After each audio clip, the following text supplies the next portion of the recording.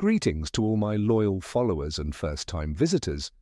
Fred and George Weasley are undeniably among the fan favourites in the Harry Potter universe. Their charisma, mischievous spirit, and sense of humour made them the heart and soul of Hogwarts. In many ways, they were the ones who brought light and laughter into the darker, more intense moments of the story. But like any character, the twins have their less flattering sides. Today I invite you to take a fresh look at Fred and George and explore 7 moments that raise eyebrows or even invite criticism. Enjoy the video. Number 1. A touch of cruelty. Fred and George are masters of pranks, but sometimes their jokes crossed the line from harmless fun to something a bit darker. Slytherins were often their favourite targets, as were their own siblings. Remember the time they openly booed a first-year Slytherin just for ending up in the wrong house? Or the infamous prank on Ron that left him with a lifelong fear of spiders? What was meant to be funny sometimes came with an unsettling undertone. Number 2. Lack of empathy. The twins' humour often lightened the mood, but they didn't always know where to draw the line between funny and hurtful. Fred and George rarely considered how their jokes made others feel. Even if they didn't mean any harm, their actions sometimes felt dismissive of others' emotions. They cared more about getting laughs from the crowd than showing sensitivity.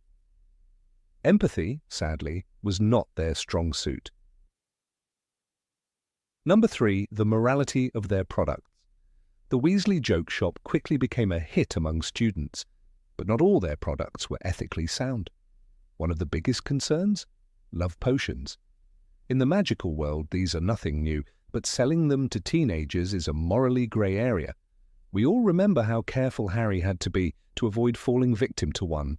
If such a potion had taken effect, who would be responsible? Ultimately, the blame would lie with those who made and sold it.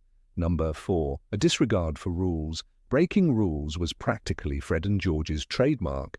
It's honestly surprising they made it to their final year at Hogwarts, and almost without consequences. Should we blame only them? Probably not. It also suggests that Hogwarts leadership turned a blind eye to mischief, especially when students were good at Quidditch. Ironically, the only adult who truly tried to bring order, however extreme her methods, was Professor Umbridge. Number 5. A darker side to their humour.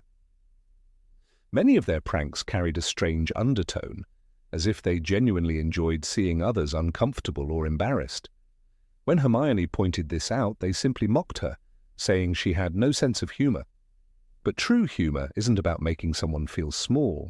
If the joke relies on someone else's discomfort, it stops being funny and becomes cruel.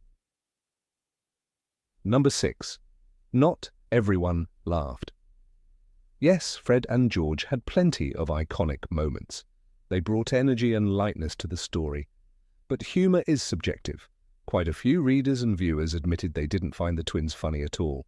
For some, their antics felt childish, predictable, or even annoying. So despite their role as the main jokers, they weren't everyone's cup of tea.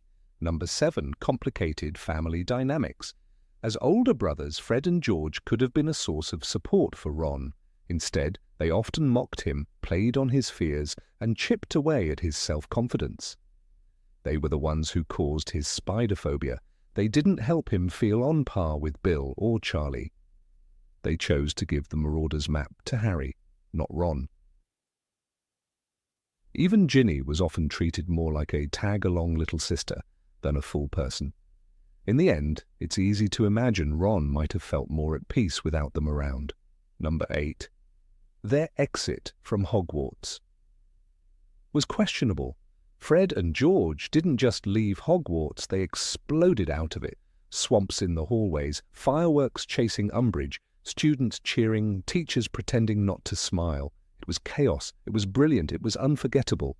"Give her hell from us, Peeves," George called, flying through shattered glass. And Peeves saluted.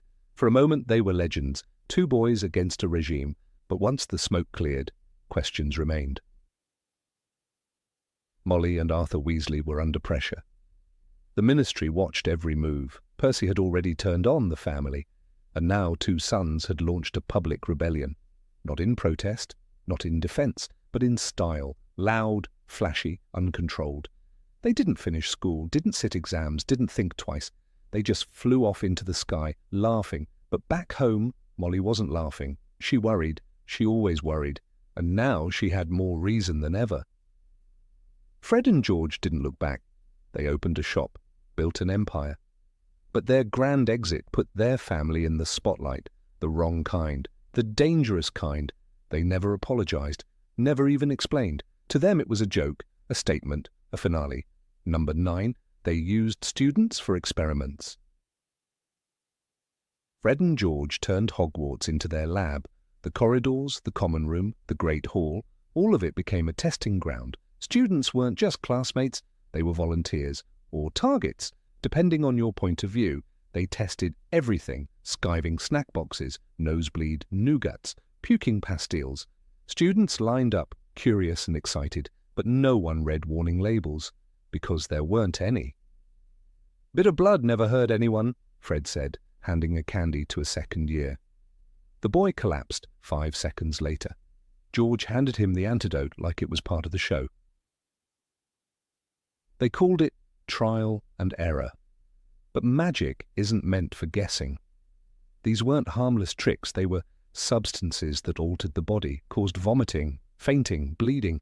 That kind of magic belongs in a lab, under supervision, not under the stairs after charms class. Even Lee Jordan, their closest friend, once hesitated. "You sure this one's ready?" he asked, eyeing a pink and green cube that hissed in his hand. Fred just grinned. "Only one way to find out." That cube turned a 5th year's hair into snakes. No one knew how to reverse it for a full week.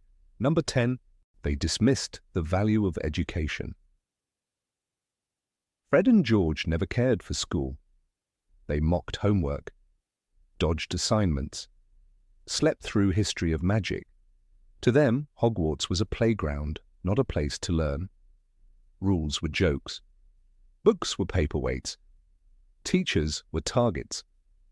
Professor McGonagall once warned them about their grades. "I shall be very surprised if either of you manage to pass a single OWL," she said, arms crossed, lips tight. They laughed, called her dramatic, but she wasn't wrong. They didn't just ignore classes, they dismissed the entire idea of structured learning. Charms? They improvised. Potions? Too slow. Defense against the dark arts? Only fun when they could blow something up. They skipped theory, ignored caution. Everything they built, fainting sweets, explosive boxes, trick wands, came from instinct, not instruction. Their inventions were clever, no one could deny that, but also dangerous. A wrong mix, a missed detail, and someone could get hurt. Their skiving snack boxes made students vomit blood. Their shield hats deflected spells with real force. Without deep magical knowledge, they were playing with fire. Hermione once scolded them for not thinking things through. "You could cause permanent damage," she snapped after watching a test gone wrong.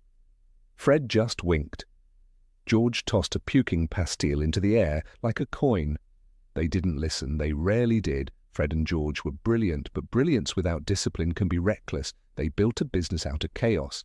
But they never respected the foundation magic stands on: study, structure, safety. They didn't just skip school, they skipped responsibility. Number 11, they ignored family responsibilities. The Weasleys were poor, everyone knew it. Second-hand books, patched robes. Molly counted every canute. Arthur worked late for little pay. Still, the family stood strong. They had love, but love doesn't fix broken roofs. Fred and George escaped it, turned jokes into gold, laughter into profit. Their shop sparkled in Diagon Alley. New suits, bright signs, crowds at the door. They made it. But the burrow stayed the same. Ron still wore robes too short for him. Ginny still borrowed everything. Arthur still mended old boots with magic. Molly still worried.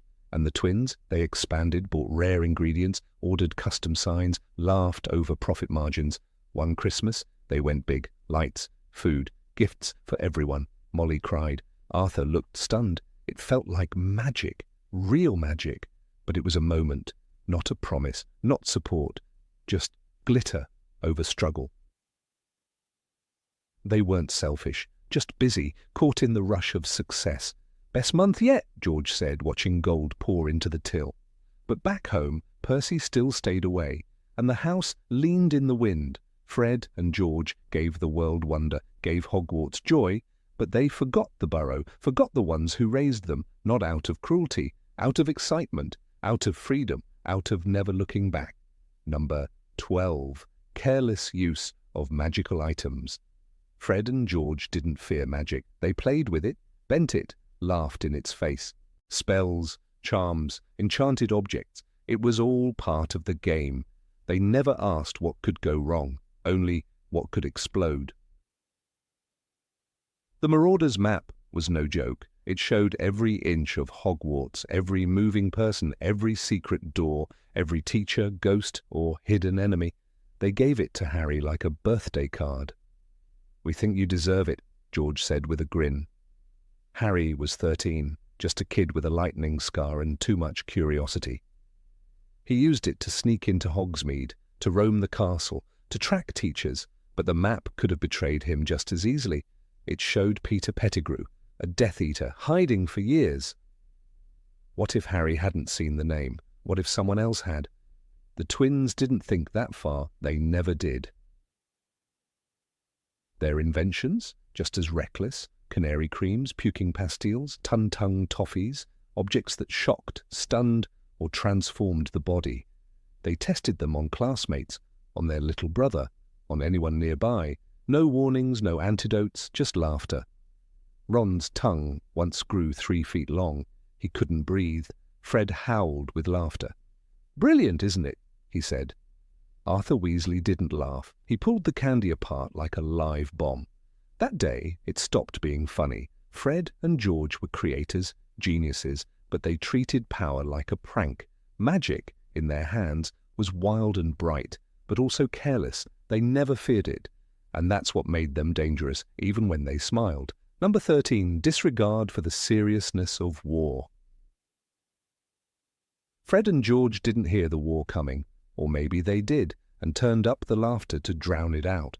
While others whispered Voldemort's name, they were mixing joke sweets in the back of their shop. The world cracked open, and they kept handing out skiving snack boxes.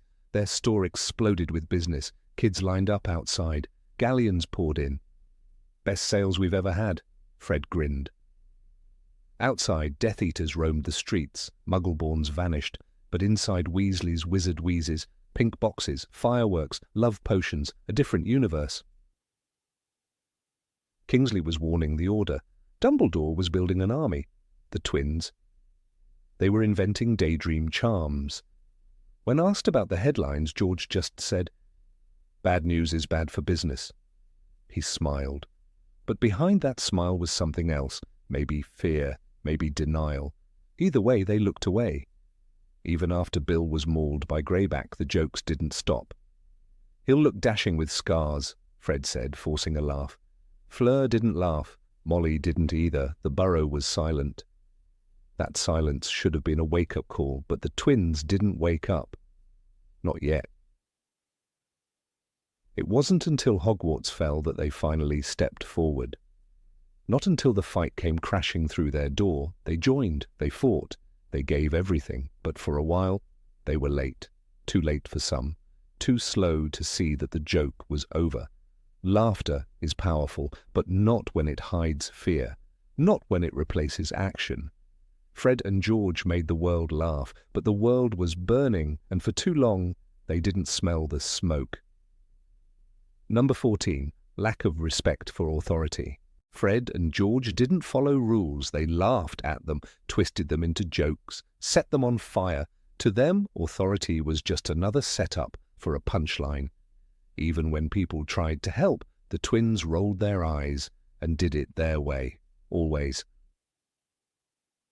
Their mother, Molly, begged them to be careful. "You'll end up in Azkaban," she snapped once, covered in soot after a failed prank.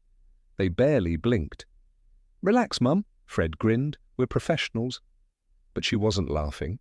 No one else in the room was either. They tormented teachers. Snape was a target from day one. McGonagall tried to reason with them, firm, fair, even fond, but they never gave her the respect she earned. Not even Dumbledore escaped their mischief. To the twins he was just a cool old man who let them get away with it. And they did, every time. Then came Umbridge, and the twins declared war. Fireworks, exploding toilets, a swamp that swallowed half a corridor. "Give her hell from us, Peeves," George shouted as they flew from Hogwarts in glory. It was epic, it was bold, but it left wreckage behind, students confused, rules shattered, and no one to clean it up. Even when Voldemort returned, they didn't stop. They kept testing dangerous jokes, selling tricks, laughing through the dark. "We're not afraid," they said. But maybe they should have been. Maybe someone needed to tell them that defiance without purpose is just noise, loud, bright, and empty. They weren't villains. They were brilliant. But brilliance needs direction. Sometimes authority isn't the enemy, it's the shield. Fred and George never saw that. They were too busy lighting fuses, too busy being legends to notice the fire behind them. Number 15, using magic for personal gain. Fred and George Weasley were brilliant, no doubt. They turned jokes into gold. Their shop lit up Diagon Alley like fireworks. Everyone loved them. But behind the jokes, there was something darker. They used magic to win, to profit, to get ahead, no matter the cost. Take their skiving snack boxes, a stroke of genius. One bite and you'd faint, vomit, or bleed on command. Students loved them, teachers hated them. And Fred? He sold it with a grin. "Nosebleed nougat works wonders before transfiguration," he whispered once to a nervous second year. It wasn't just a prank, it was a lesson. Skip class, skip the rules, skip the consequences. They sold shield hats too, meant to block hexes. Useful? Definitely. But tested on first years, sold to ministry officials for full price. Percy called it shameful. The twins didn't blink. Gold flowed in, ethics didn't. Shh. Then came the love potions. Harmless fun, not quite. When Romilda Vane slipped one into a drink, it nearly poisoned Ron. Not funny. "That was one of our stronger batches," Fred chuckled. "A joke? Maybe. But someone almost died, that's the thing. Fred and George didn't treat magic with care. To them, it was a trick, a shortcut, a punchline. They didn't ask if something was right, just if it would sell. Hermione saw it. "You can't mess with feelings like that," she warned. But no one listened. In the end, they became icons, heroes of mischief. But the message was clear: clever beats kind, profit beats principle, and if it makes you laugh, it must be okay. Fred and George knew how to make the world laugh, but they never stopped to ask who might be hurting behind the smile. Number 16. Negative influence on younger students. The moment Fred and George Weasley entered a room, something shifted. It was as if the very air sparked with laughter, mischief, and the unmistakable scent of fireworks. Students leaned closer, waiting for a punchline, a prank, or a loud bang that would leave Professor McGonagall rubbing her temples and muttering, "Why is it always those two?" For many, especially the younger students at Hogwarts, Fred and George weren't just older boys, they were legends. And legends, unfortunately, are often copied, even when their behavior walks the thin line between hilarious and hazardous. From the very beginning, the twins treated Hogwarts less like a school and more like a stage for their comedic genius. They weren't afraid to challenge authority, bend rules, or invent dangerous magical products.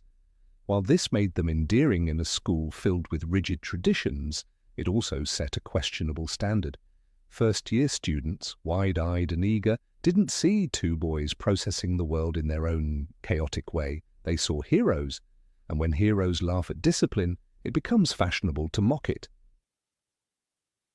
Consider Dennis Creevey, who arrived at Hogwarts with stars in his eyes and a camera in his hands. His older brother Colin had already been dazzled by Harry Potter, but Dennis found his attention captured by two laughing figures who once turned a hallway into a swamp and vanished before Filch could say, "Detention." Dennis began mimicking their tricks, slipping dung bombs into the Slytherin common room entrance, and trying to hex the suits of armor into singing lewd songs. He was caught, of course, and given a week's worth of scrubbing cauldrons by Professor Snape, but in the Gryffindor common room his punishment was met with applause. Fred and George's influence wasn't limited to mischief. They had an open disdain for schoolwork. In Order of the Phoenix, George nonchalantly tells Harry, "Who cares if we fail our pals? We've got plans, big plans." That line, tossed out with a grin and a shrug, stuck in the minds of students who already questioned the value of studying goblin rebellions or potion ingredients. It fed a belief that success didn't come from effort. It came from being bold, loud, and clever enough to outwit the system. Even Lee Jordan, their closest friend, wasn't immune. Together, the trio once released a bag of fanged frisbees during Charms class, which flew into the chandeliers and had Professor Flitwick ducking under desks. When questioned, Fred simply grinned and said, "It was a lesson in levitation." Flitwick sighed, because what could he say? The rest of the class laughed and remembered. Years later, third-year student Alicia Green attempted the same stunt with charmed teacups. They shattered mid-air and cut her friend's arm badly. The joke had long since faded, but its consequences remained. Perhaps the most significant moment came during their final year, when they decided to openly rebel against Dolores Umbridge. The swamp they created on the fifth-floor corridor became an icon of resistance, yes, but it also gave younger students the impression that causing magical chaos was the best form of protest. "Give her hell from us, Peeves," Fred had said. And Peeves did. But so did a swarm of copycats who, lacking the twins' skill, caused genuine harm. A second-year Hufflepuff attempted to rig a box of screaming yo-yos to Umbridge's office and accidentally blew the door off its hinges. The boy spent a week in the hospital wing, and Madame Pomfrey refused to treat Fred and George knockoffs after that. What the twins never fully realized was how much power they held as role models. Their fame, both within Gryffindor and across the school, made them unofficial leaders. When they skipped class, others took it as permission. When they mocked professors, students giggled instead of listening. "Can't take them seriously after that canary cream stunt," one Ravenclaw remarked about Professor Trelawney, who had been duped into squawking mid-prophecy. Even teachers began to lose some of their authority, undermined by laughter they couldn't control. In Goblet of Fire, after Fred and George failed to trick the goblet into thinking they were of age, they stumbled back, sporting beards and white hair. "We're going to be the most stylish senior citizens Hogwarts has ever seen," George quipped. It was funny, hilarious even, but it also sent a clear message. Breaking rules was fun, even when you fail. No harm done, only there was harm, subtle and slow. The magical boundary protections were ancient and dangerous. The spell backlash could have been worse, but no one remembered the danger, only the punchline. One cannot ignore the birth of Weasley's Wizard Wheezes, their joke shop. It was a brilliant business and a dangerous temptation. They sold skiving snack boxes, nosebleed nougats, and decoy detonators. Items specifically designed to skip school, avoid exams, or cause distractions. In Half-Blood Prince, Ron mentions that students were spending more time in the shop than in class during holidays. "It's like Zonkos on steroids," Seamus Finnegan had said, eyes wide. That shop became a new kind of education, one that prized rebellion over learning. Even Professor McGonagall, who had always walked a line between strictness and admiration for the twins, once said, "You may have a future, but it would be nice if you left the school intact for others." Her comment, though half in jest, carried weight. She knew they were pushing the boundaries not just of rules, but of what younger students thought was acceptable. And it wasn't just Gryffindors. Students from all houses began experimenting with rule-breaking, often without the charm or wit that made the twins' antics tolerable. In Order of the Phoenix, Fred throws fireworks into the air during an OWL examination, disrupting dozens of students. The enchanted fireworks multiplied, exploding across the Great Hall. Some students laughed, but others lost valuable exam time. Hermione later expressed concern. That was dangerous. Some of those spells were very advanced. But the damage was done. The lesson was clear. Spectacle was more important than fairness. Number 17, refusal to admit mistakes. Fred and George Weasley, the infamous pranksters of Hogwarts, were adored by fans and students alike.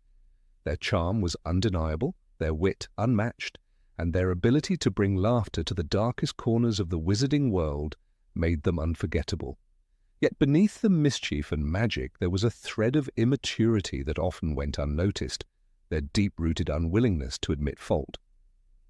Fred and George rarely, if ever, acknowledged the consequences of their actions, even when those consequences were painful or unfair to others. One of the most telling examples of this came during their 4th year at Hogwarts when the Triwizard Tournament was held. Desperate to enter despite being underage, Fred and George created an aging potion, attempting to fool the Goblet of Fire's magical age line. Predictably, it failed. The twins were flung backwards across the hall, their hair turned white, and they were left groaning on the floor. Instead of reflecting on the foolishness of trying to cheat powerful magic, they laughed it off.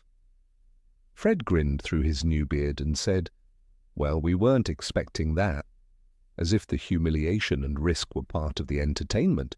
It was a brush with magical danger, but they never once admitted it was a mistake to meddle with the goblet. They simply saw it as another laugh, another tale to tell. Their tendency to deflect responsibility surfaced again in their 5th year, during their open rebellion against Dolores Umbridge. While many readers cheered them on, and certainly Umbridge was a tyrant deserving of rebellion, Fred and George's tactics had collateral damage. Their fireworks disrupted classes for hours, their swamp took over a corridor, and one of their pranks exploded right next to a first-year student who burst into tears. Yet when confronted, the twins merely smirked. "You can't deny it's been a laugh," George said proudly. Yes, it was a laugh. But at what cost?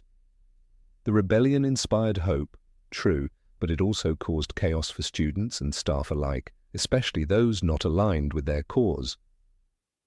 Not once did they stop to ask whether their methods were fair or whether there might have been a better way to challenge Umbridge's cruelty. This same pattern played out even within their own family. During Ron's first year, when he received a howler for stealing the flying car, Fred and George teased him mercilessly. "You're famous," Fred said. "Everyone's talking about you." They didn't offer comfort, didn't acknowledge how scared Ron must have been. This wasn't just sibling teasing. It reflected their habit of brushing past emotions in favor of jokes. When Percy, their older brother, fell out with the family due to his loyalty to the Ministry, the twins mocked him relentlessly. They never once attempted a serious conversation with Percy, never questioned if they shared any blame for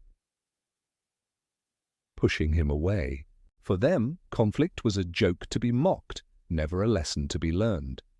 The most unsettling moment, however, came during their testing of skiving snack boxes, their line of joke sweets that made the eater sick in various ways. Nosebleed nougat, puking pastilles, fainting fancies, all designed to help students escape class.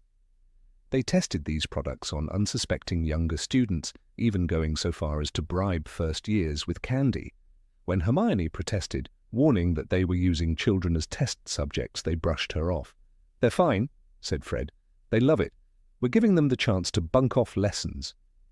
But some of those children ended up with severe side effects, including prolonged vomiting and nosebleeds. The twins never apologized, never considered how unethical it was. They were business-minded, clever, yes, but irresponsible in their disregard for others' safety. It's easy to be dazzled by their charm. Even Professor Dumbledore chuckled at their antics, but Dumbledore, wise as he was, also understood the difference between rebellion and recklessness. The twins often crossed that line. They rarely paused to consider the impact of their jokes. For instance, during their 4th year, they enchanted snowballs to follow Quirrell, and bounce off the back of his turban. A harmless prank, one might think. But in hindsight, knowing Voldemort was hiding beneath that turban, the prank takes on a much darker tone. They had no way of knowing, of course, but it serves as a metaphor. They rarely saw the deeper layers of their actions. Everything was a surface-level gag. Even their final act of defiance, their dramatic exit from Hogwarts, was built more on spectacle than reflection. "Give her hell from us, Peeves!" Fred yelled, flying out of the castle after unleashing one final chaotic prank. It was epic, yes, cinematic, but it left behind a mess that others had to clean up. Students who couldn't afford to cross Umbridge were left to face her wrath alone. The twins had the luxury of escape, a shop waiting for them, money from Harry, a future carved in gold. The rest, left behind in the wreckage. They never turned back to see what they had started. Even as adults in Harry Potter and the Half-Blood Prince, Fred and George's joke shop flourished. Weasley's Wizard Wheezes was a marvel, a tribute to their creativity and drive. Yet when Ron, still a teenager, nearly poisoned himself by trying one of their love potions, they laughed it off. "Just a little too much," Fred said, chuckling. But it wasn't funny, it was dangerous. Again, they deflected blame. They didn't consider that their products, while magical, could do real harm in untrained hands. Their refusal to take things seriously also had an emotional cost. In Harry Potter and the Deathly Hallows, or then when George loses his ear during the flight from Privet Drive, the moment is undercut by a joke. "Saint-like," George calls himself, gesturing to his missing ear. Humour as a defense mechanism? Yes. But the pain was real, and still neither twin allowed themselves the vulnerability to grieve or admit fear. There was never a moment of stillness, of reflection. No quiet acceptance of consequences. Just another quip, another laugh. Number 18, endangering other students. In the noisy corridors of Hogwarts School of Witchcraft and Wizardry, chaos was often just a spark away. Fred and George Weasley, with their signature grins and pockets full of pranks, carried with them a whirlwind of inventions that were as dangerous as they were entertaining. Though adored by many for their rebellious charm, the twins operated on a principle that placed excitement above safety, a mindset that led to several incidents where students were put at real risk, even if no one dared speak against them out loud. Take, for example, the infamous fireworks stunt in Harry Potter and the Order of the Phoenix. With Dolores Umbridge newly instated as High Inquisitor, the castle felt like a prison. Fred and George, ever the insurgents, decided to rebel in style. "You're not seriously going to start up now?" Angelina Johnson asked them as she watched the twins set off a massive array of fireworks in the middle of the school day. The resulting explosion filled the air with whistling rockets, dragons that chased terrified students down hallways, and smoke that made it impossible to see or breathe properly. For older students, it might have been a laugh, but for first years, 11-year-olds barely used to the moving staircases, this was a panic-inducing nightmare. The twins' sense of responsibility, or lack thereof, was never more evident than in that moment. Flammable magic devices, untested and uncontrolled, flew past windows and exploded near tapestries. One particularly large Catherine wheel set fire to a tapestry depicting the wizarding duel of 1326 before crashing into a suit of armour that nearly toppled onto a passing second year. Yet Fred only chuckled. "I think we outdid ourselves this time," he said proudly. No one paused to ask, what if someone had been seriously hurt? Their shop, Weasley's Wizard Wheezes, may have become a staple of Diagon Alley later on, but in Hogwarts it served as a live testing ground.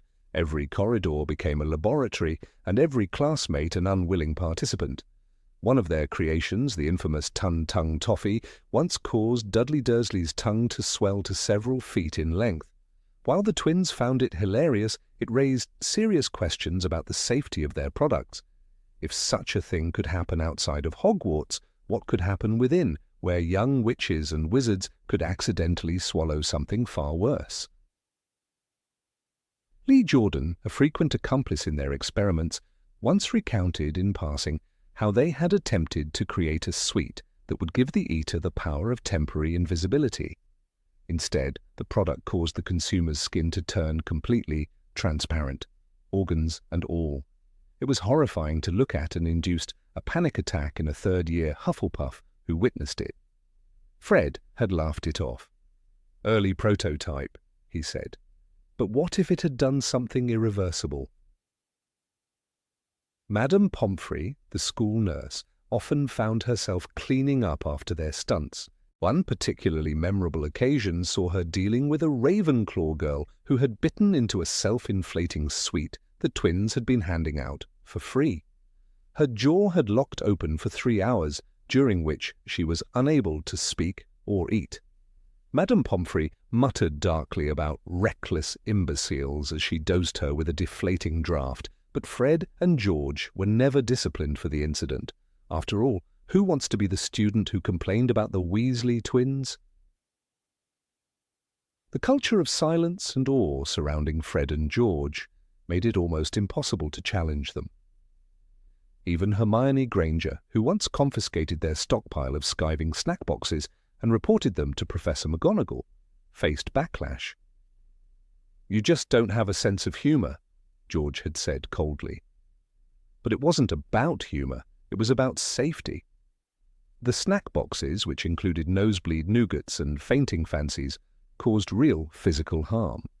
One second-year Slytherin collapsed in the middle of the charms corridor after eating a candy he didn't realize would render him unconscious. He struck his head on the stone floor and required 6 stitches, a rare occurrence in the magical world where healing spells abound. One can't ignore the emotional impact of their pranks either. In Harry Potter and the Half-Blood Prince, during a less discussed moment, a group of first years was caught in the crossfire of one of their testing days. They had released a batch of canary creams into the Great Hall. The result was a flurry of feathers, screeching, and several terrified students who believed they had been cursed. One girl burst into tears, convinced she'd be stuck as a bird forever. Professor Flitwick tried to console her, but the twins simply roared with laughter. "They'll thank us for the laughs later," Fred said. But would they? Hogwarts was, first and foremost, a school, a place where children came to learn, grow, and feel safe. And yet, under the rule of laughter, this sanctuary often became a danger zone. Their marauder-style mischief was not supported by the same level of control or responsibility that Remus, Sirius, or even James once possessed. Fred and George improvised. They experimented on the go. Trial and error, George once told a gaping Colin Creevey, who had just grown an extra nose after touching a cursed quill they'd planted as a prank. It's worth considering the implications of the authority vacuum left by Dumbledore's leniency. The headmaster, fond of mischief in his youth, often turned a blind eye to the twins' antics. One might argue that this tacit approval gave them a sense of invincibility. "Dumbledore's got style," Fred once said admiringly. But what does that style mean when it endangers students? When adults fail to set boundaries, children often push the limits until something snaps. Argus Filch, the grumpy caretaker, was often a victim of their jokes, but he wasn't the only one.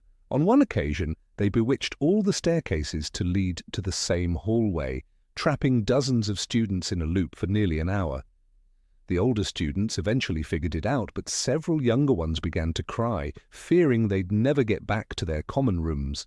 No apology was issued. Fred simply remarked, "Bit of extra cardio never hurt anyone." Number 19. Ignoring Ginny's feelings. Fred and George Weasley were the heart of every joke and the soul of every mischief at Hogwarts. From enchanted snowballs that pelted Professor Quirrell's turban to fireworks that rained over Umbridge's tyrannical rule, the twins were adored not only for their humour, but for their boldness and charm. But behind the laughter and brilliance of their tricks, there existed a quieter flaw, one less noticeable but far more hurtful to someone close to them. Their youngest sibling, Ginny Weasley, often found herself ignored, teased, and emotionally sidelined by the very brothers who were otherwise fiercely protective and quick to defend family. For Ginny, being the only girl in a family of 7 children, 5 of whom were older brothers, was already an uphill, emotional battle. But the particular insensitivity of Fred and George carved deeper wounds, ones they likely never even realized they inflicted. Ginny's first year at Hogwarts was meant to be a dream. Bright-eyed and nervous, she stepped into the great, magical world that her older brothers had already experienced. But what began as excitement quickly turned to horror when she became the unknowing vessel for Tom Riddle's dark manipulation. Possessed by his diary, Ginny was used to reopen the Chamber of Secrets, endangering the entire school and nearly losing her own life in the process. When Harry Potter saved her, she was shaken, broken, and overwhelmed by shame. Her trauma was not only magical, it was deeply emotional, and yet, in the aftermath, her pain became an object of jest for Fred and George. They teased her incessantly about the diary and her supposed romantic fixation on Harry. "You're not still in love with Harry, are you?" George quipped during one mealtime. Fred added with a smirk, "Maybe you should write about it in a diary, just not an evil one this time." The sting was sharper than they understood. What they saw as playful ribbing was to Ginny a reminder that they hadn't tried to understand what she went through. They never asked what it felt like to be controlled, to lose time and memory, to believe she had murdered. Their jokes told her that they didn't see the weight she was carrying. It wasn't just a moment of poor timing or a misplaced joke. This pattern continued for years. Ginny's crush on Harry, an innocent and normal affection, was something the twins found hilarious. They imitated her dreamy looks, her stammers, her flushed cheeks. In The Chamber of Secrets, J.K. Rowling writes, Fred and George kept sidling up to her and saying things like, "How's your boyfriend, Ginny?" and "Seen Harry yet, Ginny?" Ginny, already deeply embarrassed and struggling to regain her confidence after her possession, became even more reserved. It wasn't until much later that she learned to hold her own and snap back with sharp retorts. But at the time, their mockery only deepened her insecurities. The lack of emotional sensitivity was not from cruelty, but from blindness. Fred and George, while brilliant and brave, often missed the emotional undercurrents in the lives of those around them. Their humor served as both a shield and a sword. It protected them from facing difficult feelings and, unintentionally, wounded others. When Percy was estranged from the family, they mocked his ambition, but never addressed the pain his absence caused their parents. With Ron, they teased his fears and insecurities rather than comforting him. But with Ginny, the damage cut more deeply. She didn't just want to be seen as a sister, she wanted to be seen as a person. Ginny's growing strength and independence in later books came, in part, from pushing back against the mold her brothers had created for her. She became a Quidditch star, a fierce duelist, and one of the most courageous members of Dumbledore's army. But these victories were hers alone, forged in the fire of self-determination. Fred and George didn't walk that path with her. They were busy running a joke shop, leading pranks and charming the school. To them, Ginny was still the little girl with a schoolgirl crush and a tendency to blush. They didn't see the warrior she was becoming. One of the most striking examples of this emotional gap is seen during the events of Order of the Phoenix. As Ginny becomes more vocal, she finally speaks up about her own trauma, something her brothers never truly acknowledged. When Harry worries about being possessed by Voldemort, Ginny, without flinching, says, "Well, that's what it was like for me, except I didn't know I was doing it." In that moment, she steps into the light of her own story. But where were Fred and George when she needed to say those words earlier? Where were they when she cried herself to sleep or avoided looking into mirrors for fear of what she had become? Even in Half-Blood Prince, when Harry begins to fall for Ginny, Fred and George are surprisingly uninvolved. One might expect them to be overprotective or curious, but they remain distant, treating Ginny's relationship as just another joke or a passing phase. When Ron becomes upset over her dating life, Fred and George joke about it instead of offering Ginny support. They miss the opportunity to be allies in her journey from girlhood to womanhood. They miss the chance to be the kind of brothers who say, "We see you, we know you're strong, and we're proud." In their defense, Fred and George never intended to hurt her. Their affection for Ginny was real and sometimes visible in small gestures, a gift, a wink, a smuggled sweet. But intention does not erase impact. Their inability to pause the jokes and simply ask, "Are you okay?" left scars they never saw. Their emotional deafness was part of their character, a blind spot that existed because they lived in a world built on laughter and rebellion, not introspection.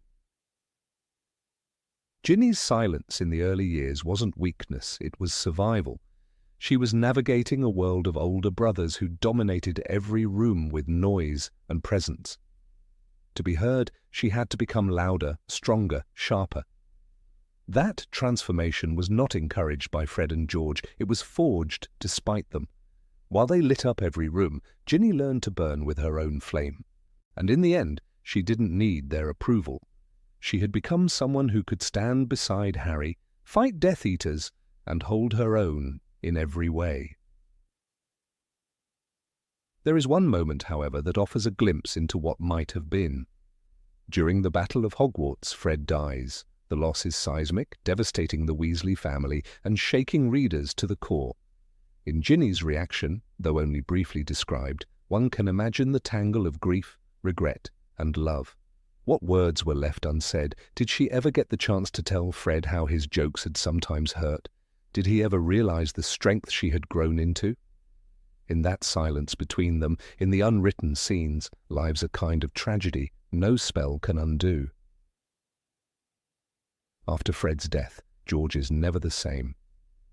The loss of his twin alters the very rhythm of his life. One wonders if, in that echoing loneliness, he began to reflect on the relationships he had taken for granted.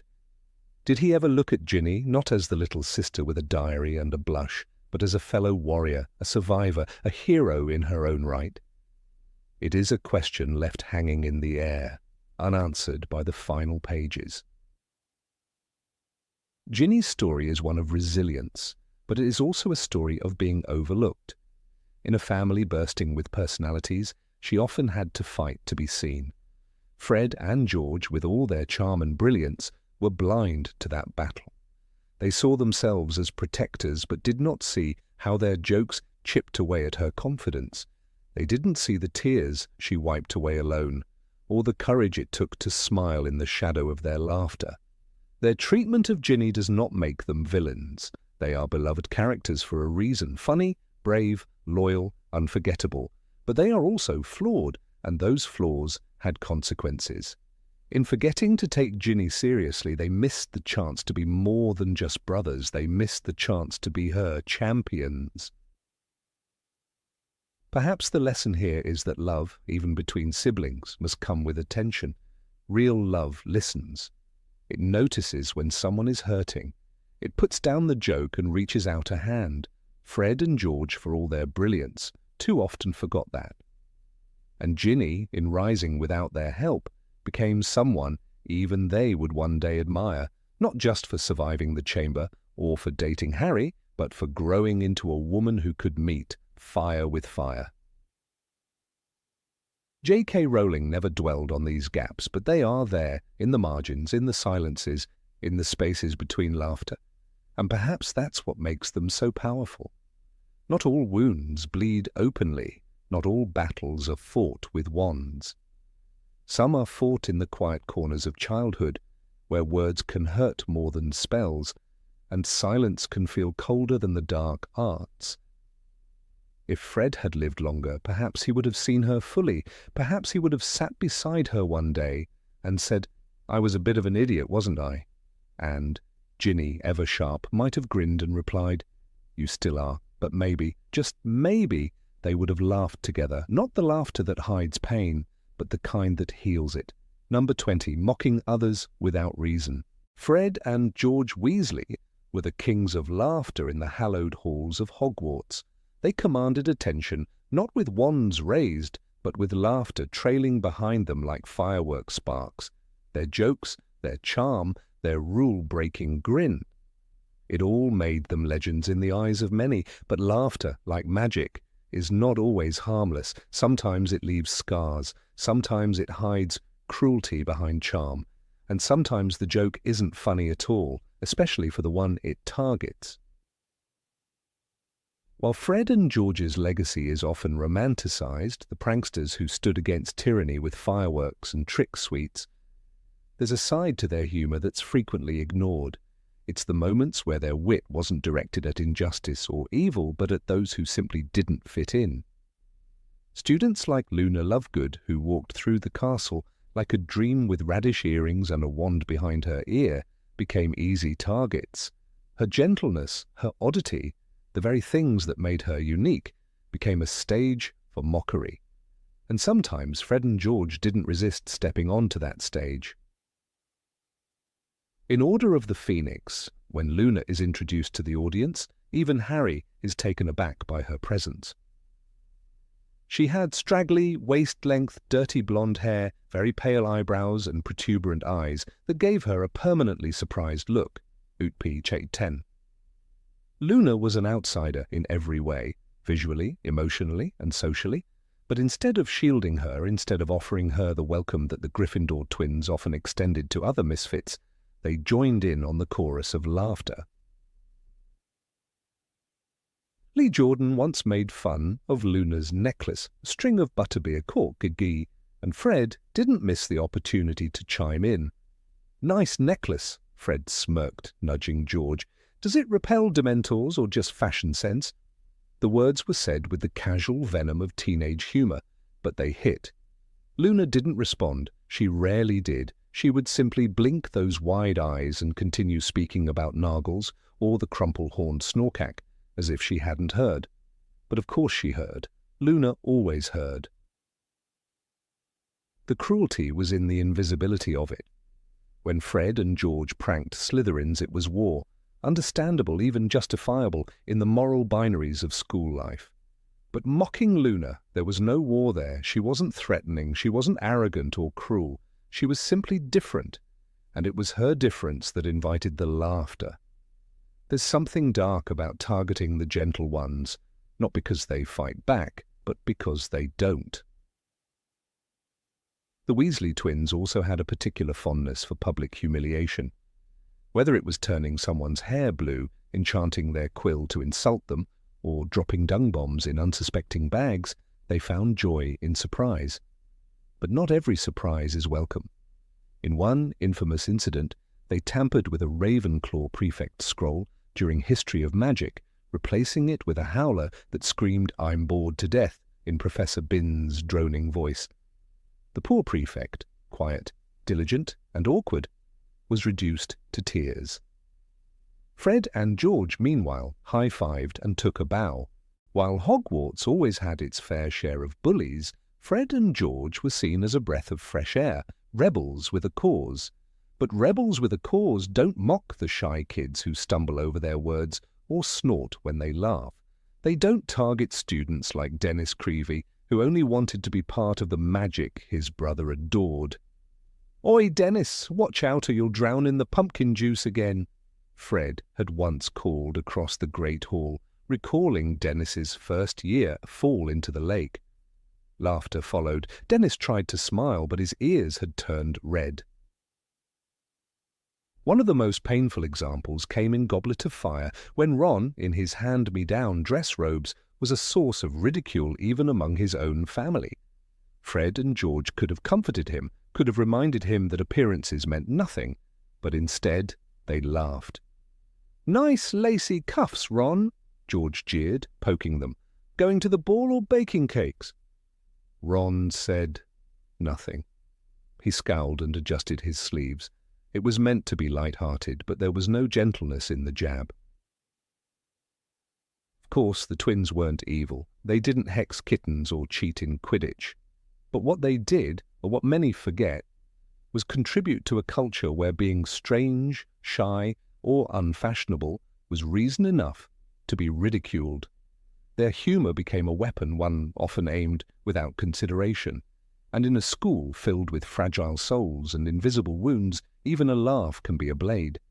Angelina Johnson once confided that the twins' constant interruptions in class weren't always charming. "They act like it's a performance," she told Alicia Spinett, "but some of us just want to learn." But who could scold them? Even the teachers were worn down by the twins' relentless charm. When they turned a hallway into a swamp, even Professor Flitwick left a corner of it intact as a tribute. The world rewarded their mischief, so it grew. No one asked who got caught in the crossfire. Even Hermione, usually the moral compass, occasionally raised her eyebrows at their jokes, especially the ones that involved others without consent. When they tested their skiving snack boxes, the first guinea pigs weren't themselves, but unsuspecting first years promised free sweets. One poor boy vomited for hours, while Fred muttered, "Well, the puking pastille works at least." There was no apology. Only notes taken for the next batch. The problem wasn't just that the twins made jokes, it was that their jokes were often at the expense of those who couldn't fight back. Filch, for instance, was a frequent target.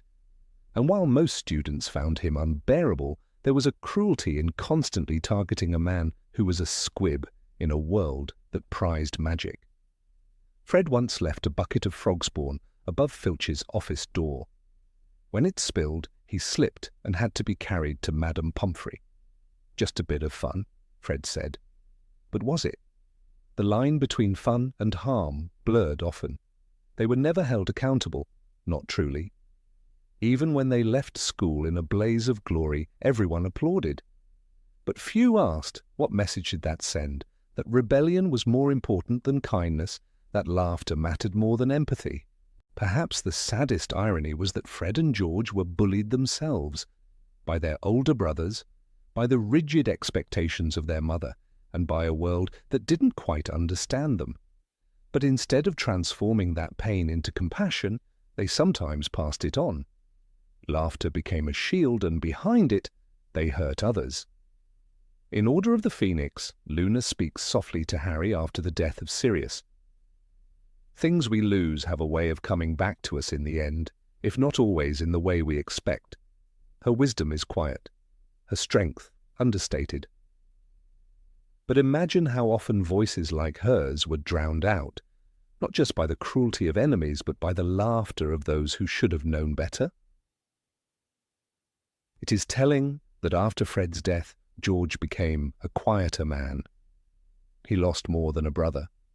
He lost his echo, his twin, the other half of his mischief. But perhaps in that silence, he found reflection. Maybe he remembered the faces of the students they mocked, the ones who didn't laugh along. Maybe he thought of Luna and how her kindness endured long after the jokes faded. Jokes are powerful. They can comfort, they can connect, and they can destroy. Fred and George wielded humor like a wand, effortlessly, recklessly.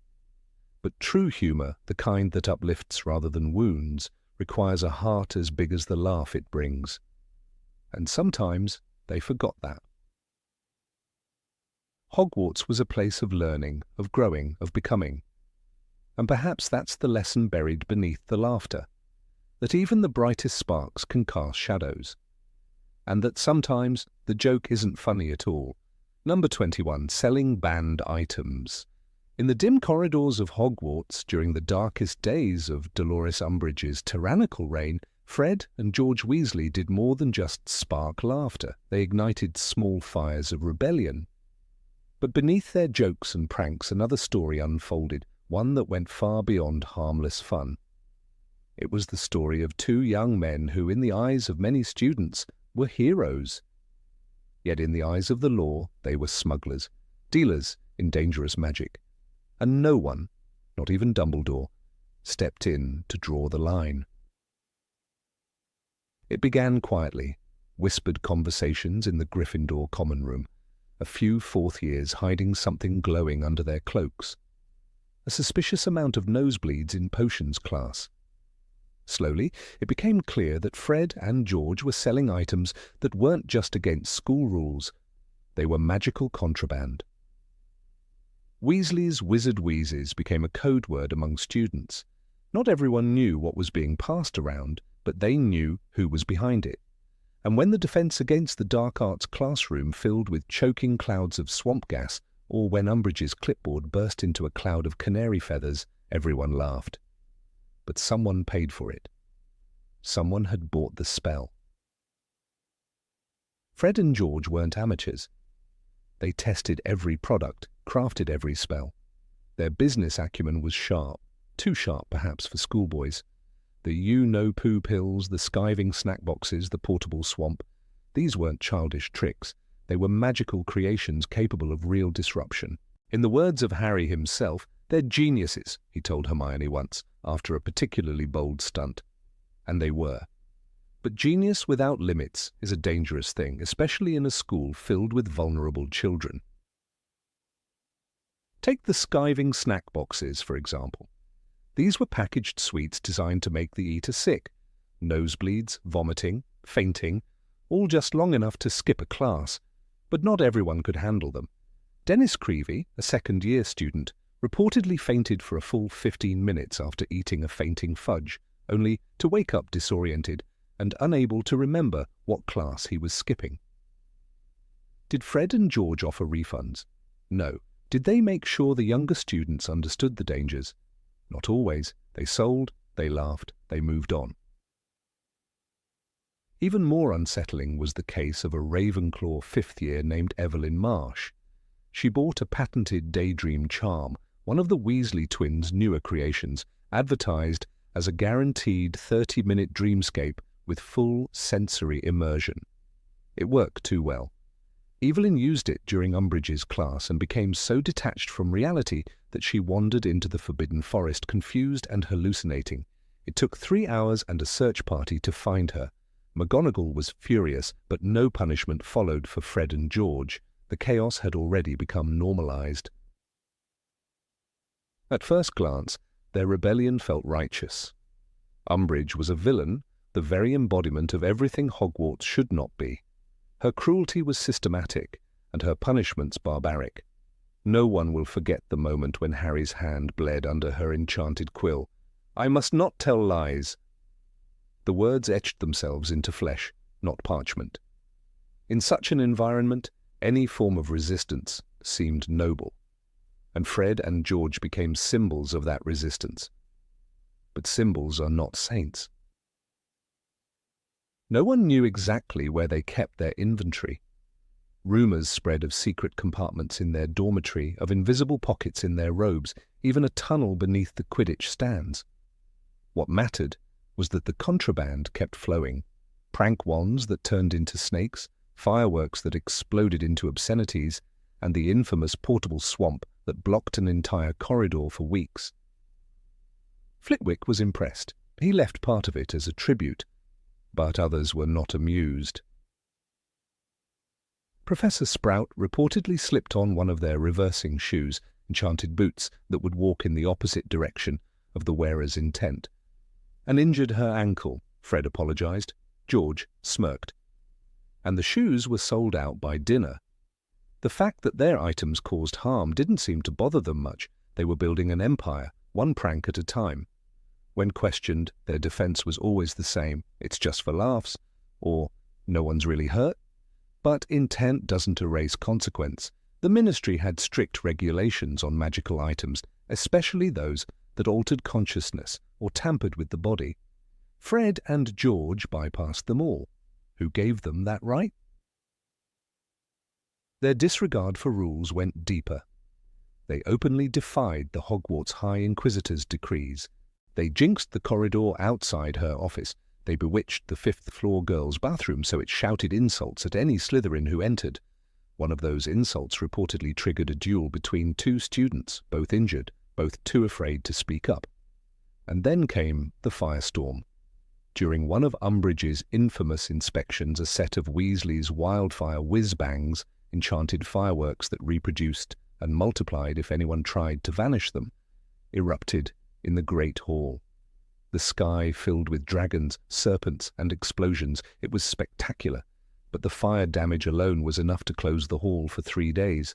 Students cheered, professors were divided, and the twins? They vanished, only to reappear hours later with grins on their faces and galleons in their pockets.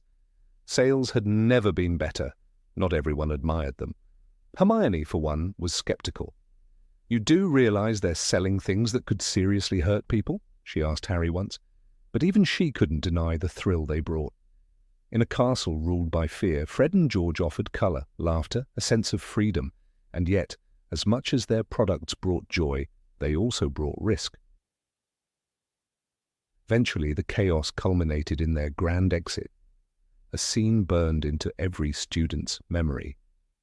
Mounting broomsticks, leaving behind trails of enchantments, they soared out of the school with a final message to Umbridge. "Give her hell from us, Peeves." The poltergeist saluted, but once the smoke cleared, questions lingered. What kind of legacy had they left? After they departed, their influence remained. Copycat vendors emerged. Younger students tried crafting their own versions of snack boxes. Accidents happened. A third year from Hufflepuff ended up in the hospital wing for 2 days after consuming a homemade vomit pastille. The magic was unstable, the ingredients untested. Fred and George had control, others didn't. Some claimed the brothers were revolutionaries, that they exposed the cracks in the system, that in mocking Umbridge, they mocked tyranny itself. And maybe they did, but revolution is never clean. It's never without collateral damage. The line between rebellion and recklessness is thin, and Fred and George danced on it with abandon. It's also worth asking, where did they get their supplies? Advanced magical ingredients aren't found in honeydukes or zonkos. Rumours swirled that they had black market contacts in Knockturn Alley. Others whispered of dealings with older Hogwarts dropouts. No one ever proved it. But someone had to be funding their explosive experiments. Someone had to be helping them brew. Ironically, the very system they undermined gave them their start. Hogwarts taught them the fundamentals, gave them the tools, and when they chose to use those tools against authority, the school stood back, half in awe, half in fear.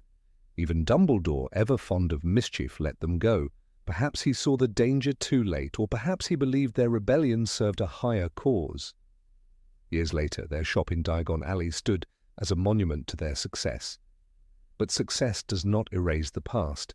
The portable swamp, the jinxed shoes, the dangerous candies, they were real. The students they endangered, they were real too. And while the world celebrated the twins as brilliant entrepreneurs, a few still remembered the chaos they left behind. In the end, Fred and George Weasley were not villains, but they weren't saints either. They were boys who laughed in the face of tyranny and sold you a skiving snack box on the way out. Their magic was brilliant, their timing impeccable, but their choices not always justifiable. They taught us that rebellion can be beautiful and dangerous, that laughter can be both a shield and a sword, that even heroes, if unchecked, can become reckless. And in the shadow of Dolores Umbridge's darkness, they became legends, legends wrapped in fireworks, cloaked in smoke, laughing all the way to the rooftop. Number 22, blind belief in their own righteousness. Fred and George Weasley were never ones to tiptoe through life. From their very first appearance, they burst onto the pages with the sort of chaotic energy that made everyone laugh, even as they tiptoed into trouble. Their wit, their charm, their effortless creativity, they were natural-born rebels with a flair for spectacle. But underneath the pranks and fireworks was something more dangerous, more profound, an unshakable confidence in their own judgment.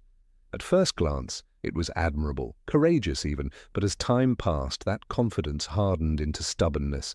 Their absolute belief in their own rightness, especially when challenged, began to take on a different shape, one that bordered on blindness. At Hogwarts, Fred and George were adored by many, but they were not above reproach. Their classmates often looked up to them, yet it was Hermione Granger, who frequently found herself locking horns with them. She wasn't trying to ruin their fun, though they often accused her of that, but rather to keep them grounded. In Harry Potter and the Order of the Phoenix, for instance, when the twins begin experimenting with dangerous joke products during their final year, Hermione warns them of the consequences. "You can't test that on first years," she exclaims after watching them offer unsuspecting students unregulated skiving snack boxes. But the twins only laugh. "It's perfectly safe," Fred replies, waving a hand dismissively. "We tested it on ourselves, didn't we?" What Fred didn't say, but Hermione surely knew, is that testing something on yourself is hardly a guarantee of safety for everyone. And testing on first years? That wasn't confidence, it was recklessness disguised as bravado. But they never paused to consider it. Their success had always come from ignoring the rules, outwitting authority, doing things their way. Why stop now? It wasn't just Hermione. Percy Weasley, their older brother, though often rigid and pompous, tried to reach them too. In Goblet of Fire, Percy warns them about taking shortcuts, especially when it came to money. Fred and George had tried to enter the Triwizard Tournament by hoodwinking the age line Dumbledore had set. A clever idea, but one that ended with them thrown backward, white-haired and bruised. Percy, ever the rule follower, had tried to warn them. "Do you really think you're cleverer than Dumbledore?" he had said. They had laughed in his face. That moment, full of charm and hilarity, was also a foreshadowing, because Fred and George didn't just believe they were cleverer than Dumbledore, they believed they were cleverer than everyone. And when that belief runs too deep, it ceases to be harmless.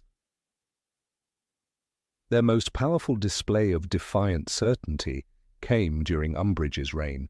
With Hogwarts under siege by ministry regulations, Fred and George turned resistance into performance art. Fireworks in the corridors, portable swamps, dramatic exits. They stood up to tyranny, and students cheered. Their final act, blowing a hole in the wall and soaring away on brooms, became legendary.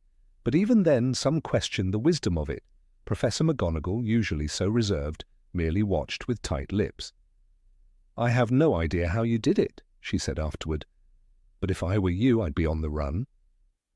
Fred and George didn't care. They were right, and being right was worth any cost. But not every cost is immediate. Their shop, Weasley's Wizard Wheezes, thrived in Diagon Alley. It became a symbol of hope during dark times. Even so, some of their products strayed into questionable territory.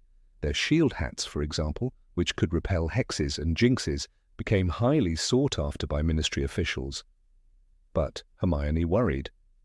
"You shouldn't be selling those," she told them in Half-Blood Prince. "What if they fall into the wrong hands?" Once again they laughed. "We only sell to the good guys," George said. "But who defines good, and who controls what happens after the sale?" Their confidence blinded them to nuance. They saw themselves as heroes, righteous rebels bringing light and laughter to a bleak world. But the truth was more complex. In their certainty, they didn't always think things through. They dismissed Hermione's fears not because she was wrong, but because they believed so fiercely in their own rightness that her words simply didn't register. The tragedy of Fred's death at the Battle of Hogwarts was all the more devastating because of this very trait. He died laughing, fighting for what he believed in, standing beside Percy in a rare moment of reconciliation. It was heroic, yes, but also heartbreaking, because there was always the sense that Fred believed nothing could touch him, that laughter and wit would carry him through, but death does not laugh, and it does not negotiate. In Deathly Hallows, when Fred dies, the narrative is almost abrupt. "And that was the last time Fred Weasley was ever seen alive," it says. The line stings because Fred, for all his life, had seemed untouchable. But war doesn't discriminate. It doesn't care how clever you are, or how brave, or how sure you are of your cause. George never truly recovered. In interviews after the series ended, J.K. Rowling admitted that George was never the same. The loss of his twin, his other half, was a wound too deep to heal. He continued the shop, married, had children. But the laughter was quieter, the spark dimmer. The price of blind faith had been paid in full. The Weasley twins' story is often told with a smile, a chuckle, a burst of magical mayhem, but beneath the humor is a cautionary tale. Believing in yourself is powerful, but when that belief turns into a refusal to listen, to learn, or to reconsider, it becomes something else entirely. Fred and George were loved, admired, even idolized, but they were not always right. In a war where every move mattered, where lives hung in the balance, their unwavering confidence could not always be trusted. They chose rebellion over diplomacy, fireworks over strategy. They fought with heart, but sometimes without caution, and while their intentions were noble, intentions alone do not prevent catastrophe. There's a moment in Order of the Phoenix when Fred and George set off enchanted fireworks that morph into a dragon, exploding through the corridors, sending Umbridge into a fit of fury. The students are thrilled, the twins are triumphant. But when the smoke clears, what's left behind is not just chaos, it's a vacuum. They leave, and the school remains in torment. Their gesture is symbolic, but it changes nothing. They don't stay to rebuild. They're too sure of their own role in the story. Would things have been different if they had listened more? To Hermione, to Percy, even to their mother, who begged them to be careful. Perhaps, but perhaps not. The point is, they never tried, they never questioned, they never doubted. Even in childhood, their defiance was more than playful. In Philosopher's Stone, when Ron receives a howler, Fred and George laugh uproariously. But they too had stolen their father's flying car, broken rules, risked their necks, and never been caught. Their luck became their armor. Their sense of invincibility grew not from foolishness, but from constant reinforcement. Time and again they bent the rules and escaped unscathed. That kind of track record builds dangerous certainty. It convinces you that you're always right, that the warnings are just noise, that the cautious ones are just scared. But courage is not the absence of fear, it's the ability to face it, to listen, to adapt.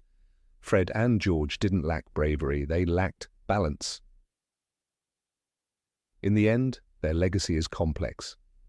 They inspired others, they brought joy, they reminded a war-torn world that laughter still had power. But they also left a trail of ignored warnings and missed opportunities. Their story is a bright light, but one that burned too quickly. George's grief in the aftermath is perhaps the quietest judgment of all. He had believed, as Fred did, that they were invincible, that their choices were unassailable, that the world could be remade with laughter and cleverness alone. But life, as it turned out, demanded more.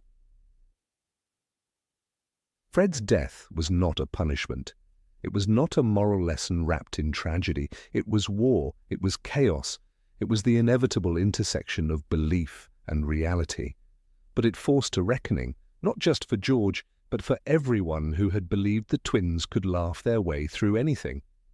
Their blind faith in their own rightness did not make them villains. It made them human, brilliant, dazzling, infuriatingly stubborn humans.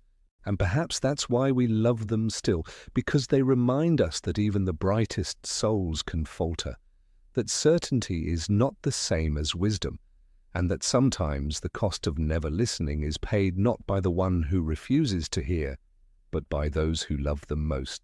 Number 23. Ignoring moral boundaries.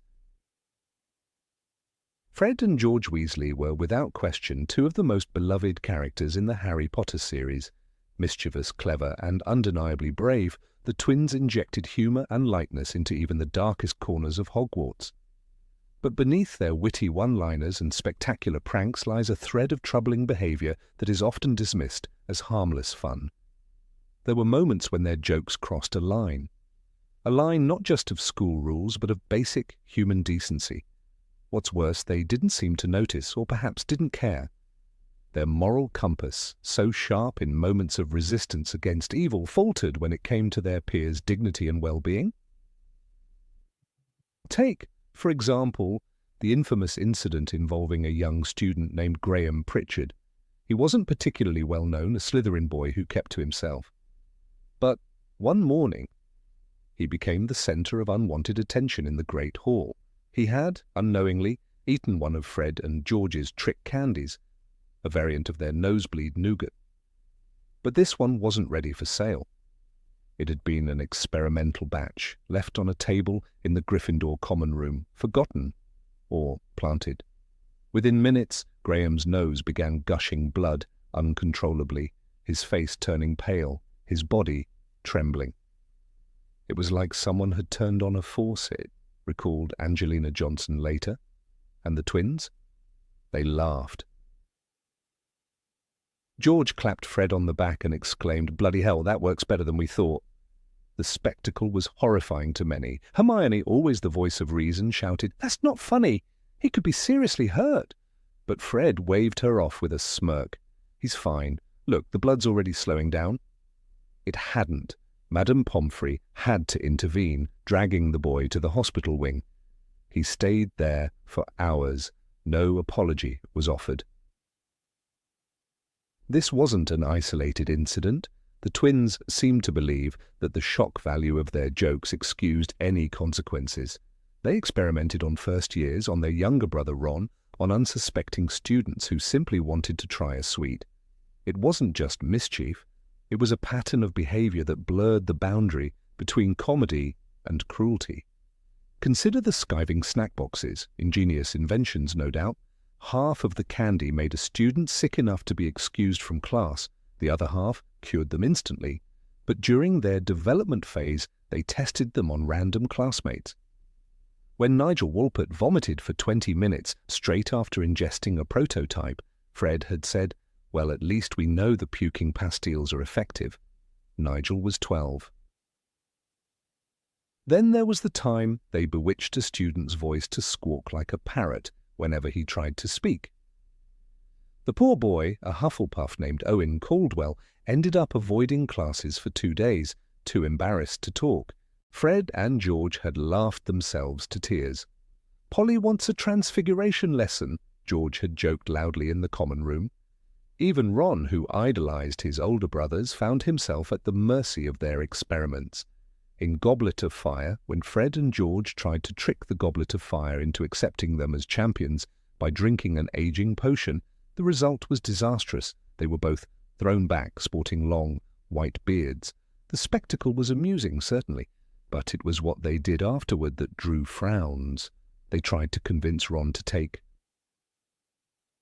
a sip, just to see what would happen. Had Ron not refused, he might have been hospitalized. It's easy to argue that they were simply testing their products, but Hogwarts students were not lab rats. There's a line between invention and exploitation, and the twins often straddled it. Their ambition to open a joke shop was admirable, but their means of achieving it, using their schoolmates as unknowing test subjects, paints a darker picture. Perhaps the most disturbing example came during the RWL exams. Wanting to make a grand exit from Hogwarts, they set off enchanted fireworks that terrorized students and teachers alike. Catherine Bell, a Ravenclaw, had been studying for her potions exam when one of the fireworks exploded above her head, setting her notes on fire. She ran from the library sobbing. The twins never acknowledged her. They were too busy soaking in the applause from those who admired their rebellion. What made their behavior more troubling was the approval they often received. Teachers, peers, even Dumbledore himself seemed to laugh off their pranks. "I think we'll all be glad to see the back of Fred and George Weasley," said Professor Umbridge dryly, but her cruelty made the twins' rebellion seem heroic. And in many ways it was. But even noble rebellion can have collateral damage. Fred and George's sense of humor was rooted in cleverness, but it often ignored compassion. They believed that laughter justified discomfort, even pain. "We're not trying to hurt anyone," Fred once said. "We're just trying to make school a bit more interesting." But intent does not erase impact. For every classmate who laughed, there was another who suffered. The twins operated with a kind of impunity. They were popular, smart, and confident. but they rarely faced consequences. Percy Weasley once reprimanded them for bewitching snowballs to follow Quirrell around and smack him in the back of the head, not knowing that Voldemort was sharing that head. Had someone known then, would it still be considered a joke? In Order of the Phoenix, their pranks escalated. They created a portable swamp inside a hallway, which made that part of the school inaccessible for days. Filch was furious. Some students were late to exams because of the detour, but Fred and George didn't care. It's not about exams, George had said. It's about sending a message. But to whom? To Umbridge, or to anyone who dared take their education seriously. Even their joke products had sinister undertones. The Tun-Tung toffee they gave to Dudley Dursley caused his tongue to grow to 4 feet in length. Dudley could have choked. Mrs. Weasley was horrified. "That was not funny," she screamed. "You could have killed him." George had merely shrugged. There is something unsettling about the ease with which Fred and George turned fear and vulnerability into entertainment. Their humour had teeth. It bit, it bled, and it rarely apologized. "Lighten up," they would say. "It's just a joke." But a joke at someone else's expense is rarely just a joke. They lacked a sense of boundaries. They saw Hogwarts not as a place of learning and safety, but as a stage for their next performance. The reactions, screams, gasps, even tears, were part of the thrill. They were performers, yes. But their stage sometimes became a battlefield, and their audience the collateral. Their genius is not in question. The magic behind their inventions was astounding. They created an empire of joy, but even empires have dark foundations. The people they hurt along the way, directly or indirectly, are often forgotten in the retelling. And yet, their stories matter. Dean Thomas once spoke privately about a prank gone wrong. Fred had slipped a hair-growing powder into his ink bottle, and by the time Dean realized, his hand had sprouted thick tufts of hair. It took days to reverse. "I couldn't draw," he said quietly. "It messed me up more than I let on." But he never told the twins. He didn't want to be that guy. In the end, perhaps it's not about condemning Fred and George, but about understanding them. They were brilliant, daring, and undeniably human. They fought in the war. Fred gave his life, but their legacy should be remembered in full. But the laughter, yes, but also the harm, because true heroism includes the courage to acknowledge when you've gone too far. They lived in extremes. Bold rebellion against evil, yes, but also bold disregard for the quiet dignity of their peers. Their moral compass was unshakable when it came to choosing sides in a war, but when it came to empathy, to restraint, to understanding that laughter can wound, there they faltered. Fred and George Weasley were unforgettable, but as with many legends, the truth lies somewhere between the myth and the memory. And part of that truth is this: they were not always kind. Number 24, inability to show vulnerability. Fred and George Weasley were the kings of laughter at Hogwarts. Every hallway echoed with their pranks. Every classroom bore the signs of their explosive mischief. They were brilliant, audacious, and utterly magnetic. But as we followed their journey through 7 volumes of the Harry Potter series, something peculiar became clear. For all their charm and cleverness, Fred and George rarely, if ever, showed true vulnerability. They wore their humour like armour, deflecting pain with a punchline and hiding every wound beneath a joke. This wasn't just a trait, it was a shield, and as the world around them grew darker, their refusal to remove that shield spoke volumes. We first meet them on platform 9 3/4, playfully teasing Percy and delighting in fooling their mother. "George," said Fred, "I think we've been had. Their mischief is harmless then, rooted in sibling banter and youthful exuberance. But as the books progress, their comedy remains unchanged, unbending even as death, war, and terror creep into the castle's shadows." That consistency is, in many ways, unsettling.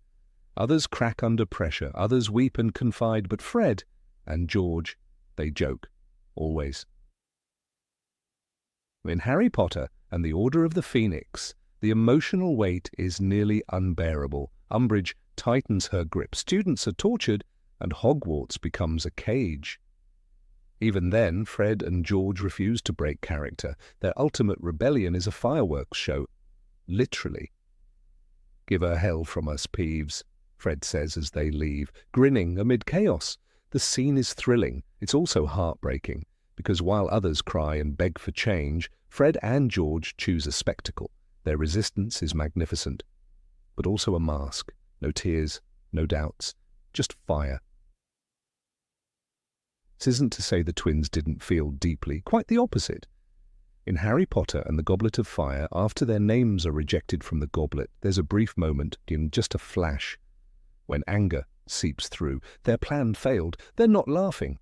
"We'll get you back," they mutter to Bagman after he cheats them out of their winnings. But even then, their frustration is buried quickly beneath a shrug. It's as if they believe admitting defeat would unravel something too fragile to repair. Even in the darkest moments, they carry that mask. When their brother Ron is nearly killed by a brain in the Department of Mysteries, there's no recorded scene where Fred or George sits beside him in worry, no whispered confessions of fear, no acknowledgement of how close they came to losing him. Molly weeps, Ginny hovers, and the rest of the family is visibly shaken. Fred and George, they vanish into the background, or worse, into jokes. And this silence speaks louder than any laughter. In Half-Blood Prince, when Fred and George open their joke shop, it's painted as a victory, a triumph of innovation and grit. The shop is dazzling, filled with wonder. But in the corner of the display is a line of products for defense: shield hats, decoy detonators. "We're not just about laughs anymore," George says, and yet, emotionally, they are. They still don't speak of fear, they still don't speak of death. Their shop reflects a world at war, but their souls remain guarded. The humour has evolved, but the wall remains intact. When Dumbledore dies, the entire castle mourns. There was a hush like none they had ever known before. Harry is numb, McGonagall is weeping. Even Hagrid collapses into sobs. But Fred and George, the books do not describe their grief. No words are offered, no scene is given. They simply vanish from that emotional space, as if pain is a language they never learned to speak aloud. Did they cry in private? Maybe. But the readers never see it, and that absence is a void. Consider their relationship with Percy, a brother who, for 2 years, betrayed the family. When Percy finally returns during the Battle of Hogwarts, the emotional reunion is potent. "Hello, Minister!" Fred shouts in a moment of startling levity. "Did I mention I'm resigning?" It's classic Fred. A joke in the face of reconciliation. But behind the punchline lies a void. There is no moment of heartfelt forgiveness, no reckoning of pain. The hurt is masked, not healed. Then comes the battle. The moment everything breaks, Fred dies, and in that moment, the armor finally shatters. But tragically, it is too late. And that's the end of Fred, the narration says, painfully blunt. George is destroyed. His twin, his mirror, is gone. George was kneeling beside Fred's body. There are no words, no jokes, just silence. And perhaps for the first time in the series, George allows the weight to crush him. But we do not hear his scream. We do not see the tears. It happens off stage, consistent to the very end with their emotional absence. This silence isn't laziness from the author. It's a character study. Fred and George are deeply human, but they fear exposure. Vulnerability isn't part of their script. Think of Sirius Black, who openly shows rage, grief, and despair. Think of Remus Lupin, whose vulnerability is stitched into every line he speaks. Even Snape, bitter and cruel, bleeds, but Fred and George, they laugh until the end. There's a theory that humor is the armor of the wounded, that the most joyful people often hide the deepest scars. Did Fred and George see something early in life that made them choose joy as a weapon? Their family was poor, mocked for their hand-me-downs. They were always the twins, rarely treated as individuals. Perhaps the humor was a way to claim space, to be seen, to be liked.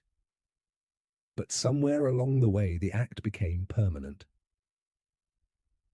Even their romance lives are void of detail.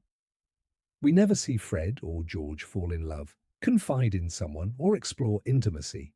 Compared to Bill's wedding, Ron's insecurity, and even Harry's awkward crushes, the twins are emotionally opaque. Do they long for connection? Do they suffer heartbreak? We never find out. It's as though emotional depth was edited out of their script. And the tragedy is that this makes them seem less real, less alive. In Order of the Phoenix, there's one moment, brief, forgotten, where George is caught with blood pouring from his ear after Umbridge's punishment. "Still got 2 ears," he quips, wincing. But the pain is real. For a second, just 1 second, the curtain lifts. He's hurt. And still, he jokes, it's reflex, survival. But one wonders what would have happened if just once they had dropped the act. One of the most telling scenes comes during the Christmas break of Half-Blood Prince, when the Weasleys gather at the Burrow. The house is heavy with grief over Arthur's attack, but Fred and George keep spirits high. They charm the family with enchanted snow and jokes. Everyone is grateful, but not once do they sit beside their father and say, "We were afraid." They perform joy, and that performance becomes a burden. When George loses his ear in Deathly Hallows, the joke comes quickly. "Saint-like," he says, pointing to the hole.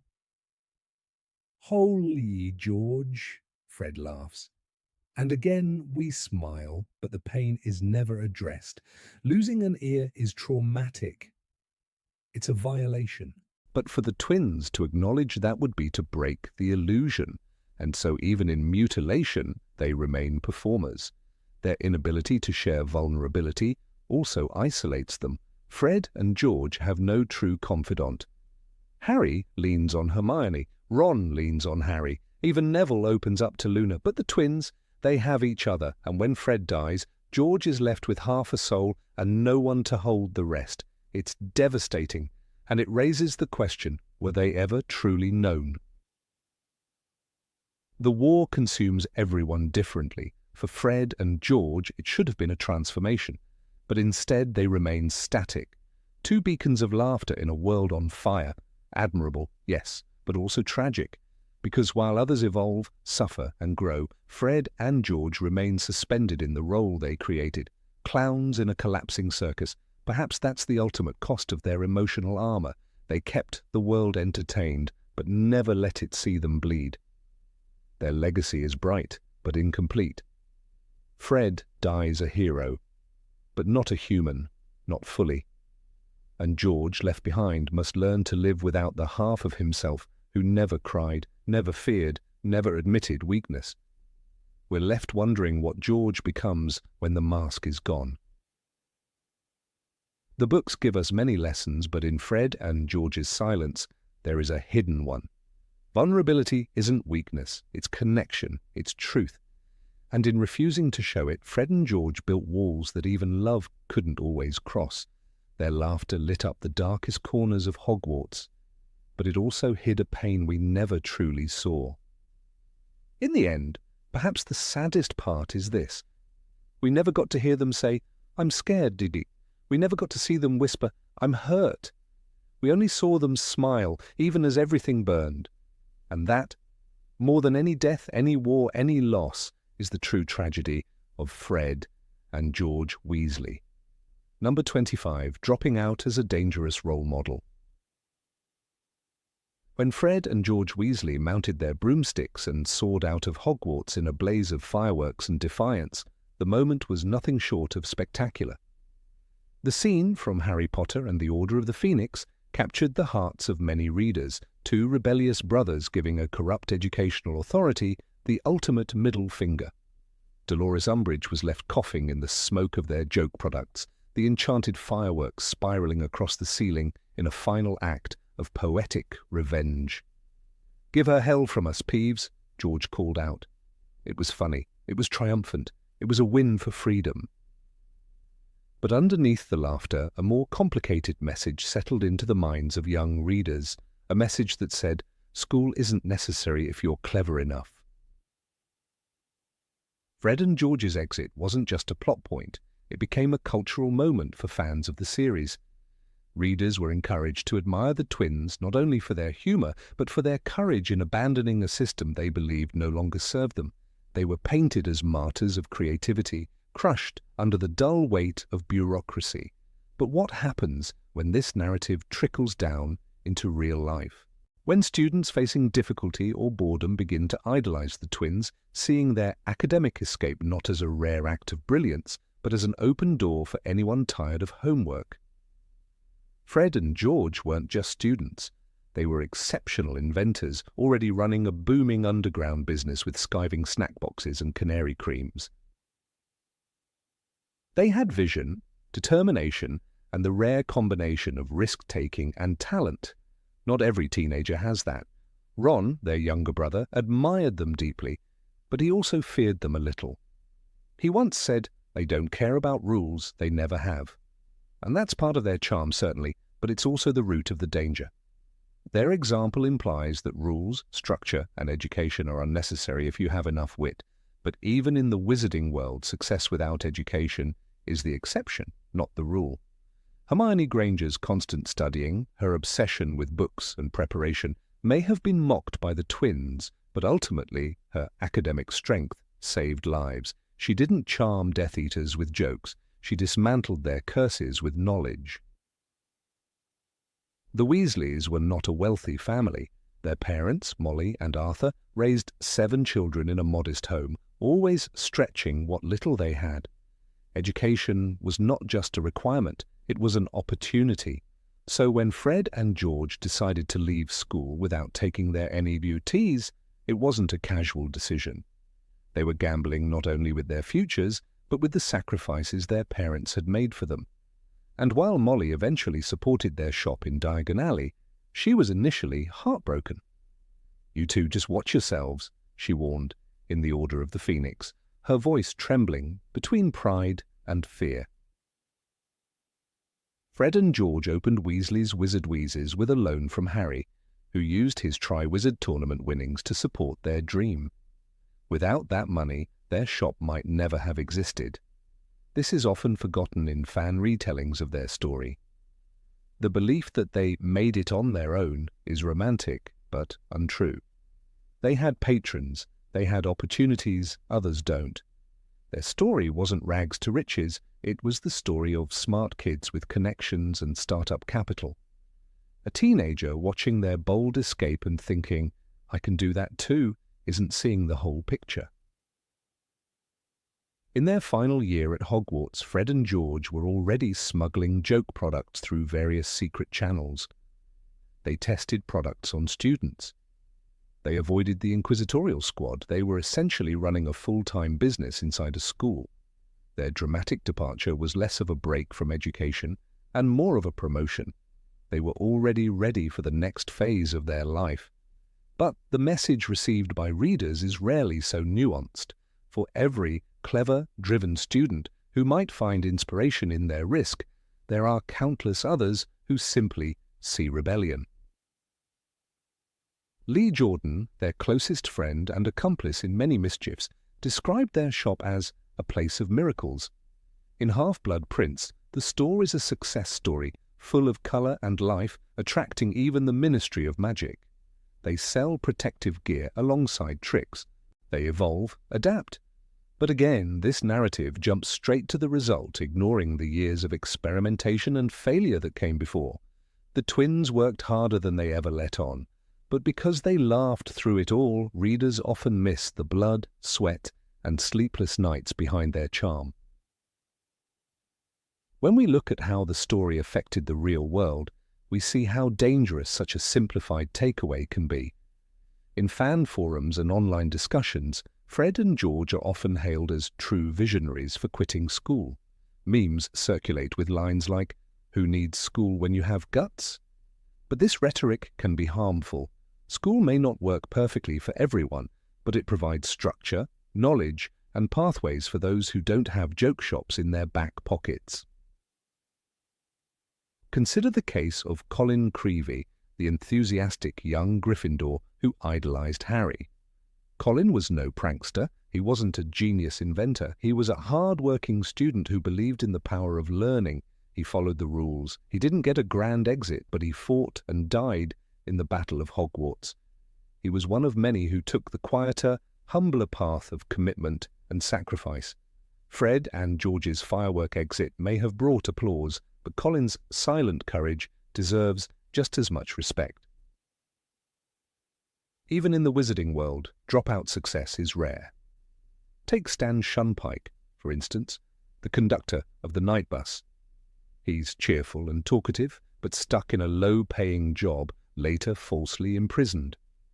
No flashy inventions, no shopfront in Diagon Alley, just a young man trying to make ends meet. The contrast is stark. Fred and George were the exception, not the rule, and it's dangerous to teach kids that they can all be the exception. When Fred dies, in Deathly Hallows, the world shatters. The laughter dies with him. The joke, for once, isn't funny. George loses more than a brother. He loses half of himself. The dream they built together while still standing now echoes with grief. It's a harsh reminder that life is not a cartoon. Even the brightest spirits can fall. The tragedy adds a weight to their story that many overlook. Their legacy is real, but it's incomplete. The idea that education is optional becomes even more troubling when you consider how Voldemort rose to power.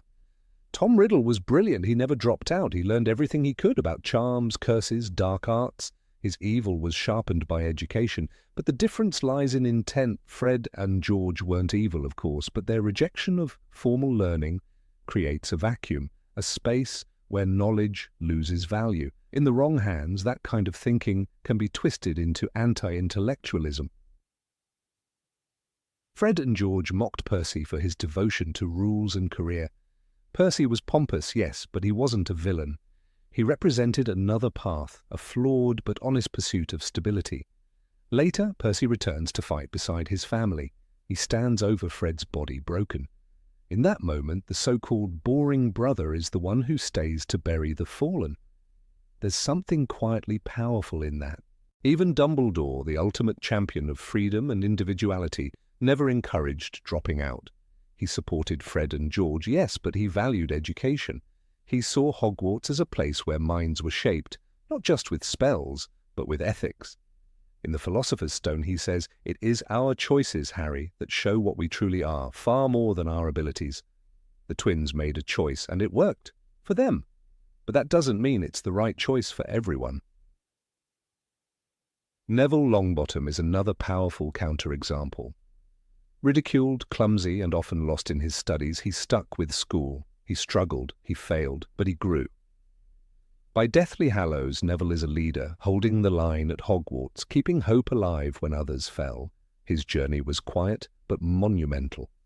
He is proof that staying in school, even when it's hard, can forge heroes just as strong as the ones who ride broomsticks into the sunset.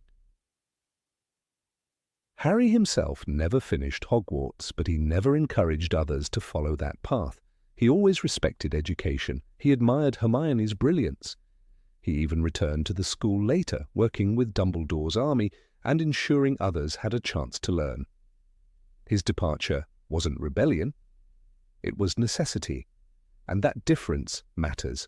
Stories matter. The way we tell them matters even more. Fred and George's exit was heroic, yes, but it was also risky, painful, and unique. It should be admired for its boldness, but not mimicked blindly. Young readers need to know that success is often built not in moments of defiance, but in years of effort. The punchline isn't always the point. So laugh at the fireworks, cheer for the chaos, but don't forget the cost. Don't forget the ones who stayed, who studied, who failed, and tried again. In the end, every path matters, but not every path is paved with jokes and glory. Some are built from late nights, open books, and the quiet courage to stay. Number 26, lack of self-reflection. Fred and George Weasley, the famed pranksters of the Harry Potter series, are often remembered for their boundless energy, relentless mischief, and brilliant comedic timing. But behind the joke shop, success and their explosive exit from Hogwarts lies a curious void, an almost total absence of self-reflection. Across all 7 books, moments where the twins pause to question their own motives, consider the impact of their actions, or express genuine regret are astonishingly rare. This lack of introspection, while easy to overlook amid the laughter, casts a long shadow over their otherwise beloved characters. One of the earliest examples appears in Harry Potter and the Chamber of Secrets. When they enchant snowballs to repeatedly hit Professor Quirrell's turban, readers chuckle at the absurdity, but with the knowledge that Voldemort's face was beneath that turban, the prank gains a sinister undertone. Did Fred and George ever reflect on the fact that they were, quite literally, pelting the Dark Lord in the back of the head? Likely not. There's no mention of guilt, no later discussion between the brothers about the strange unease of Quirrell's behavior. They laugh and move on. It's just another joke. Their treatment of Ron often borders on cruel, though it's always disguised as brotherly teasing.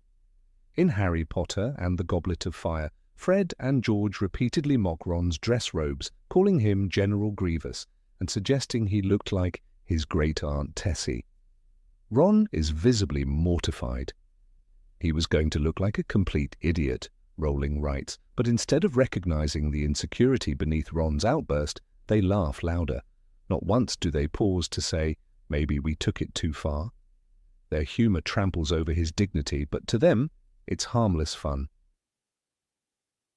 The Tung-Tung toffee incident in Goblet of Fire goes further, causing real physical harm. They offer the sweet to Dudley Dursley without warning, knowing full well it would cause his tongue to swell to grotesque proportions. Mrs. Weasley is furious. "It isn't funny. That sort of thing could make you lose your job," she yells. But even then, Fred and George don't express remorse. George, unfazed, only says, "Yeah, and it was brilliant." There's no apology to Molly, no concern for the chaos they've caused. Instead, they smirk and walk away, as if parental disappointment is merely another punchline. This pattern is deeply entrenched. Whenever their pranks result in conflict, Fred and George retreat into the safety of humor. They rarely own up to consequences. When they enchant Percy's badge in Order of the Phoenix to say "Big Head Boy," it may seem harmless, even warranted considering Percy's betrayal, but again, there's no sign that they reflect on how this might drive the wedge deeper between Percy and the rest of the family. The badge stunt becomes part of the escalating war between Percy and his family, a war that leaves Molly Weasley in tears. But Fred and George never seem to dwell on that. Even their exit from Hogwarts, though triumphant and dramatic, is not without collateral damage. In Order of the Phoenix, when they set off a barrage of magical fireworks and turn the school into a chaotic battleground to defy Umbridge, it's thrilling for the students, but what of the teachers who are left to clean up the mess? What of the students injured in the stampede or frightened by the pandemonium? Again, the narrative moves forward, the school cheers, and Fred and George vanish into legend. There's no mention of them wondering whether they made things harder for McGonagall, who had just been hospitalized, or for the other staff now dealing with Umbridge's wrath. The moment is glorious, but shallow. In their interactions with authority, the twins often default to mockery rather than dialogue. With figures like Percy, Umbridge, or even their own mother, they shut down meaningful conversation with sarcasm. It's a defense mechanism, one that protects them from ever needing to confront emotional discomfort. "You're just jealous," Fred once quips at Ron when he questions their jokes. The assumption is always that others are too uptight, too humorless, too blind to appreciate their genius. It's never, "Did we go too far?" Perhaps most revealing is their dynamic with their mother. Molly Weasley's distress over their obsession with joke products is met not with concern but dismissal. She pleads with them to take their futures seriously, to apply themselves to their studies, to consider the family's financial strain. But Fred and George sidestep her fears with confident grins. "Don't worry, Mum," George says. "We've got it all figured out." But they don't. Not really. They have dreams, yes, but dreams without a safety net, without any consideration for failure or consequence.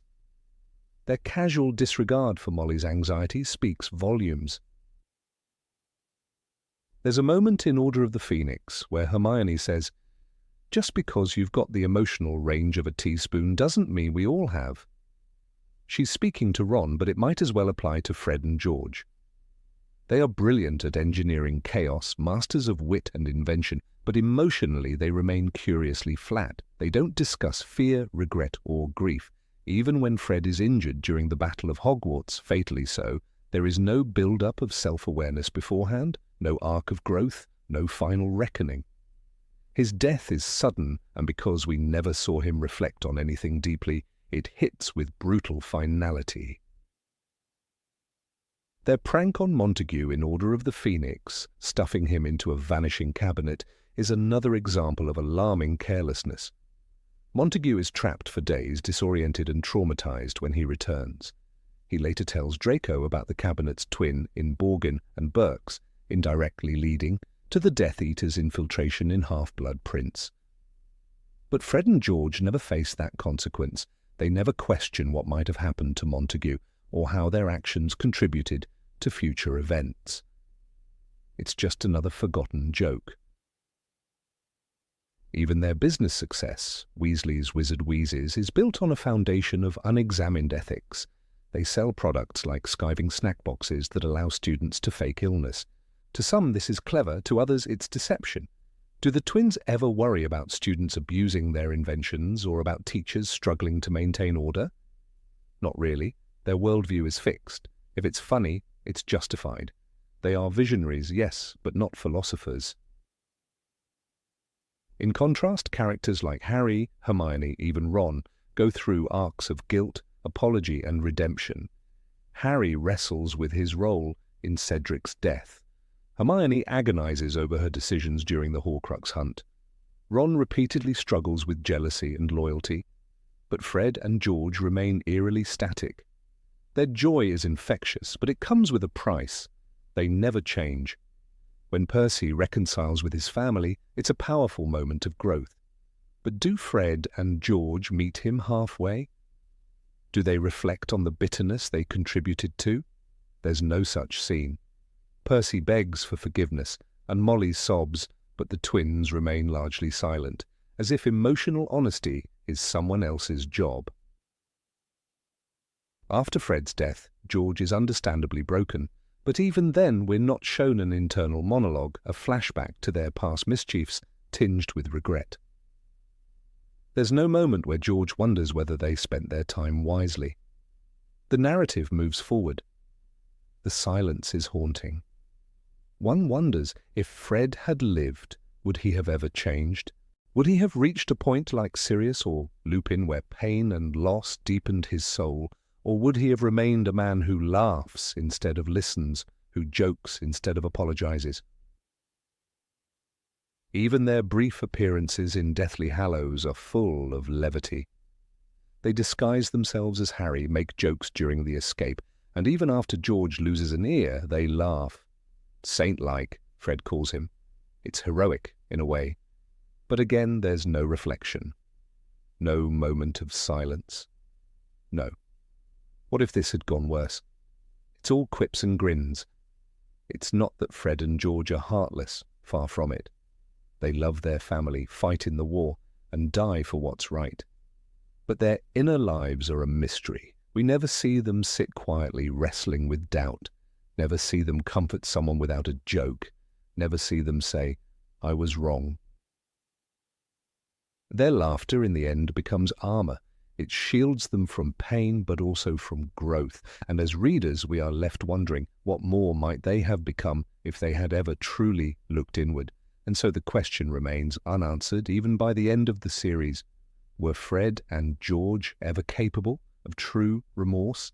Or was introspection simply the one joke they never told? Number 27. Resistance to growing up. Fred and George Weasley were never truly meant for the adult world. They resisted it, defied it, and danced in the face of it like two court jesters in a kingdom slowly drowning in shadow. From the very first moment they appeared, causing mischief at platform 9 3/4, turning their mother's scolding into a joke, they made it clear they wouldn't grow up the way others did. But the world had other plans. It wasn't that Fred and George were immature, far from it. They were brilliant, driven, capable. They orchestrated some of the most complex magical feats in the series, creating enchanted fireworks that could baffle even the sharpest professors, inventing a line of joke products that bordered on revolutionary magic. But beneath their genius, there was a refusal to surrender their spirit to the grim weight of adulthood. They were boys in a world turning grey, laughter in a land of whispers, a final stand against inevitability. At Hogwarts, their resistance to maturity was charming. They turned exams into performances, the school corridors into arenas for humour and defiance. Their swamp in the hallway, left as a permanent middle finger to Dolores Umbridge, became legend. When they soared out of Hogwarts on broomsticks during their infamous escape, fireworks bursting behind them, it wasn't just a prank, it was a declaration of freedom.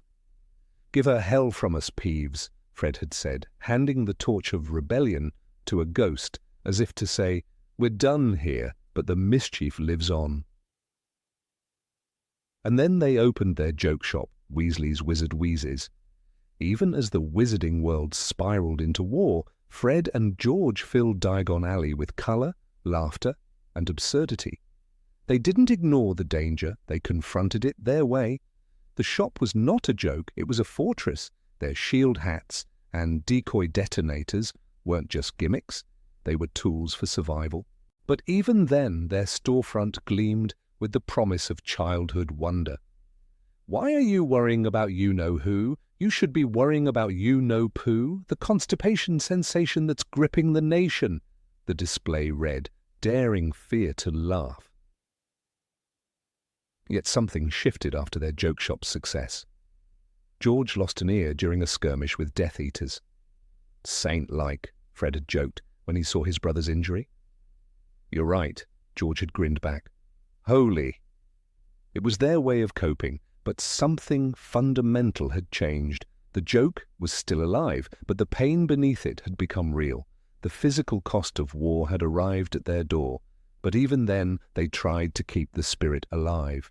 Fred and George appeared on Potterwatch, the secret rebel radio show, encouraging people to keep hope alive, still cracking jokes, still being Fred and George. But cracks were beginning to show. Their pranks were darker, their smiles more forced. Their laughter began to sound like armor. Fred's death came not in a blaze of glory, not with a final prank or one last dramatic act of rebellion. It came suddenly, in the middle of a joke. The moment was described with a brutal finality. And that was the last time Ron ever heard Fred's voice. He died with a smile on his face, mid-laughter, the echo of joy in a castle collapsing around him. That's what made it so cruel. Fred's death shattered something, not just in George, but in the readers, because Fred and George had been the heart of resistance against the loss of innocence. They symbolized the idea that even in war, even in despair, one could laugh, one could choose light. And when that light was extinguished, it was a reminder that even joy can die. George was never the same. How could he be? He'd lost not just a brother, but the other half of his soul. The books never give us much about George after the war, but the silence is loud.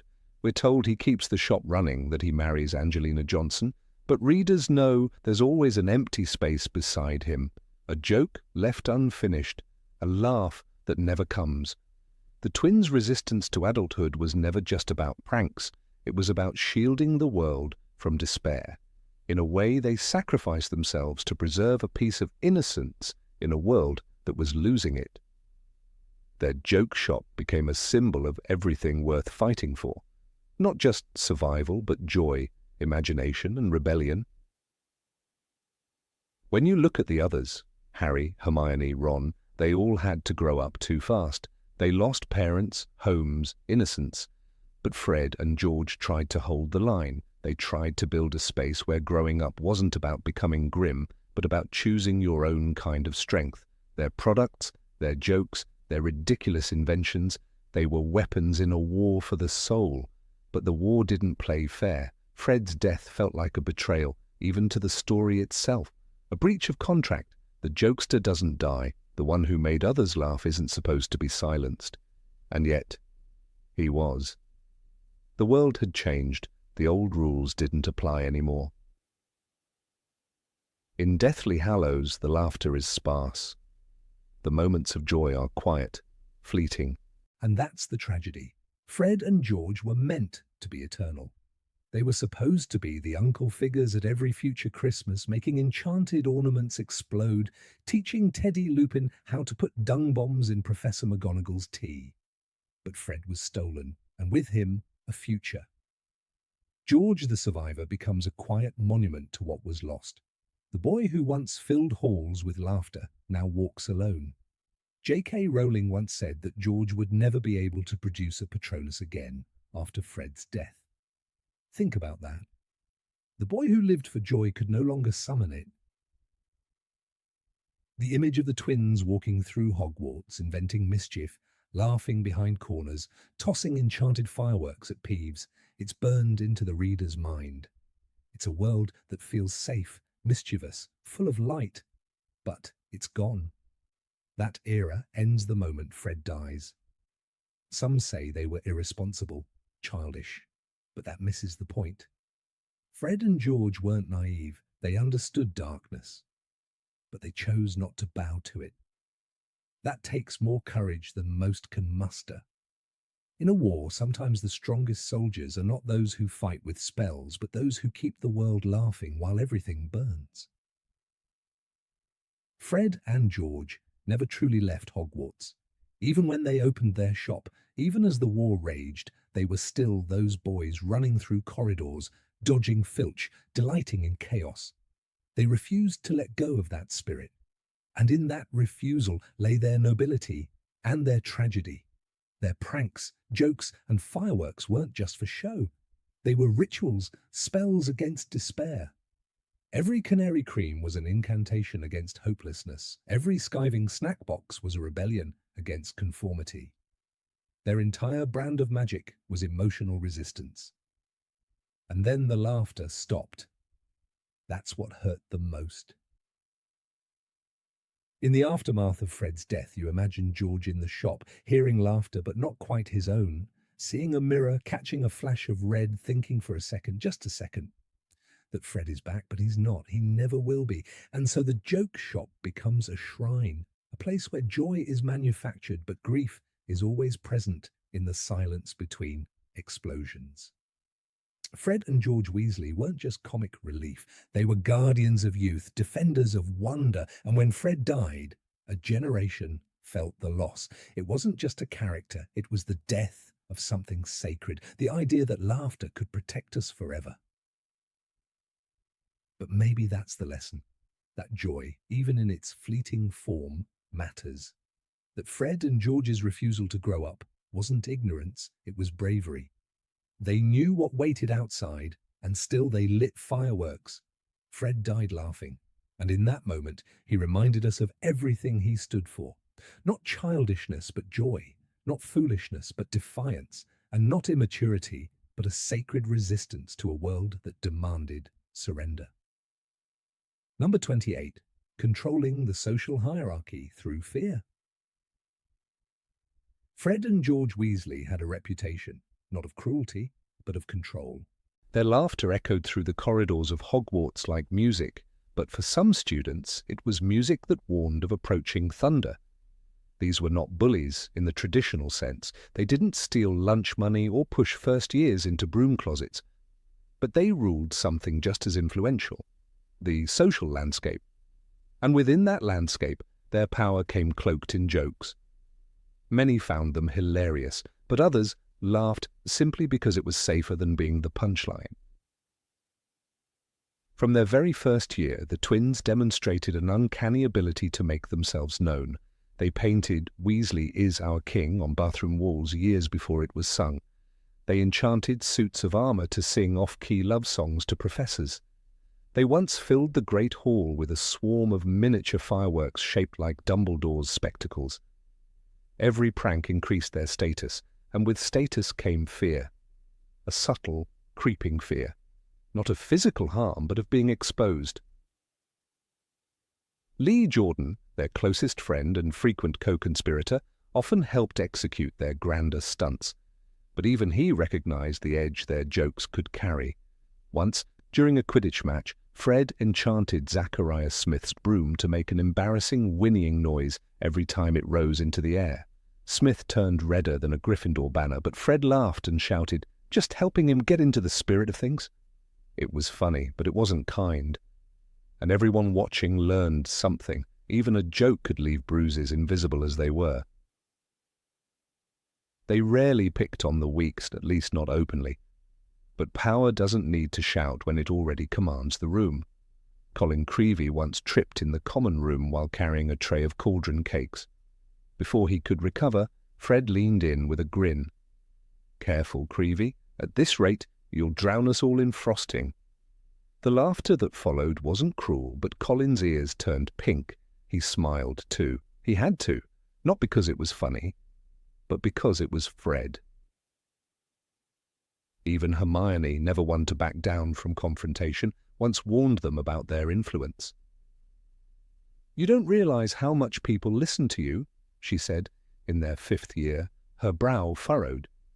"You say something, and suddenly everyone thinks it's acceptable to laugh at someone's expense." George just winked. "You wound us, Granger. We're educators at heart." But Hermione wasn't laughing. She knew too well how crowds follow leaders, even if the path is lined with giggles. That same year, after Umbridge's arrival, the twins weaponized their jokes. They turned their humor into resistance, yes, but also into spectacle. When they let loose a giant swamp in the East Wing, younger students cheered, but not everyone did. A second-year Hufflepuff, Megan Jones, was caught in the chaos and broke her wrist. Fred helped her up with a casual, all part of the fun, before disappearing in a puff of smoke. Megan didn't complain. No one ever did, because complaining meant drawing attention, and attention from the Weasley twins was a double-edged sword. Neville Longbottom, timid and soft-spoken, was often spared their jokes, but not always. Once, during a Gryffindor breakfast, Fred slipped a talking toast into Neville's hand. The toast screamed, "Don't eat me, Longbottom!" as he bit into it. Laughter erupted. Neville chuckled too, the way someone chuckles after being splashed with cold water. "Just a bit of fun," Fred said, ruffling his hair. But Neville sat quieter than usual for the rest of the morning. It wasn't that Fred and George were cruel. They simply understood people, how they ticked, how they broke. And with that knowledge came the ability to tease without touching, to control without commanding. When a pair of 4th-year Ravenclaws dared prank them back, replacing their shampoo with a color-changing potion, the twins responded by enchanting every quill the Ravenclaws used for a week to write only in limericks. "Let this be a lesson in escalation," George said, bowing dramatically. Parvati Patil once confessed to Lavender Brown that she avoided sitting too close to the twins during meals. "I never know if the salt shaker's going to sing or explode," she said. "And if it does, I'll be the joke." She wasn't alone. Many younger students tread lightly around the twins, not because of what they might do, but because of what being noticed by them could mean. To be noticed was to risk becoming part of the act. Ron, their own brother, wasn't immune. They loved him, of course, but love, in the Weasley household, often came disguised as teasing. "Ickle Ronnikins," they'd croon in unison, ruffling his hair. But during Ron's early years, when he struggled with confidence, even harmless jokes felt like pinpricks. "They mean well," he once muttered to Harry, "but sometimes I wish they didn't mean anything at all." The line between laughter and fear blurred most clearly during their final year at Hogwarts. After the infamous portable swamp incident, Professor Flitwick left a corner untouched as a monument to magical mischief. But to others, it was a monument to their dominance. No one could compete. No one dared. A joke from Fred and George wasn't just a joke, it was a message, and the message was, "We're watching." Fear of ridicule is a powerful tool, Dumbledore once told Harry after Fred and George's grand exit from Hogwarts. It shapes behaviour far more often than threats, and indeed, in the twins' case, fear didn't look like fear. It looked like forced laughter, quick agreement, eager participation, because to stand apart from the joke was to stand alone. And standing alone at Hogwarts was dangerous in its own way. One Slytherin, Theodore Nott, once tried to confront them. "You think you're better than everyone because you can make people laugh," he sneered. Fred just smiled. "Better? No, but funnier? Absolutely." The hallway filled with laughter, not all of it genuine. Nott never tried again, because the court of public opinion at Hogwarts didn't wear black robes. It wore mismatched socks and carried a joke wand. Even Peeves, the poltergeist who respected no one, bowed to them in admiration. "Give 'em a box of tricks and they'll start a war," he cackled once after they'd filled the dungeons with floating pies. Peeves was chaos incarnate, and he recognized the twins not as students, but as rivals. That alone spoke volumes. Angelina Johnson, tough and unshakable, was one of the few who could challenge them. "Sometimes you two are brilliant," she told them during Quidditch practice. "But sometimes you scare people and you don't even notice." George blinked. "We're not scary."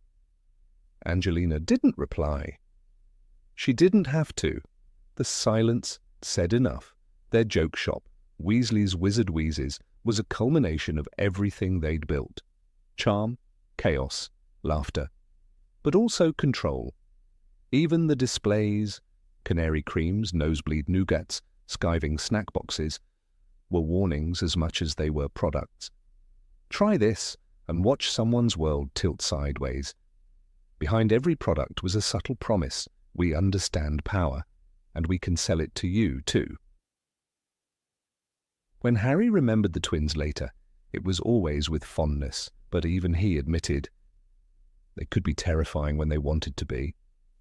The joke wands, the extendable ears, the midnight fireworks, it was all brilliant. But there was also a glint behind their eyes, a spark that said they weren't afraid to use humour as a sword.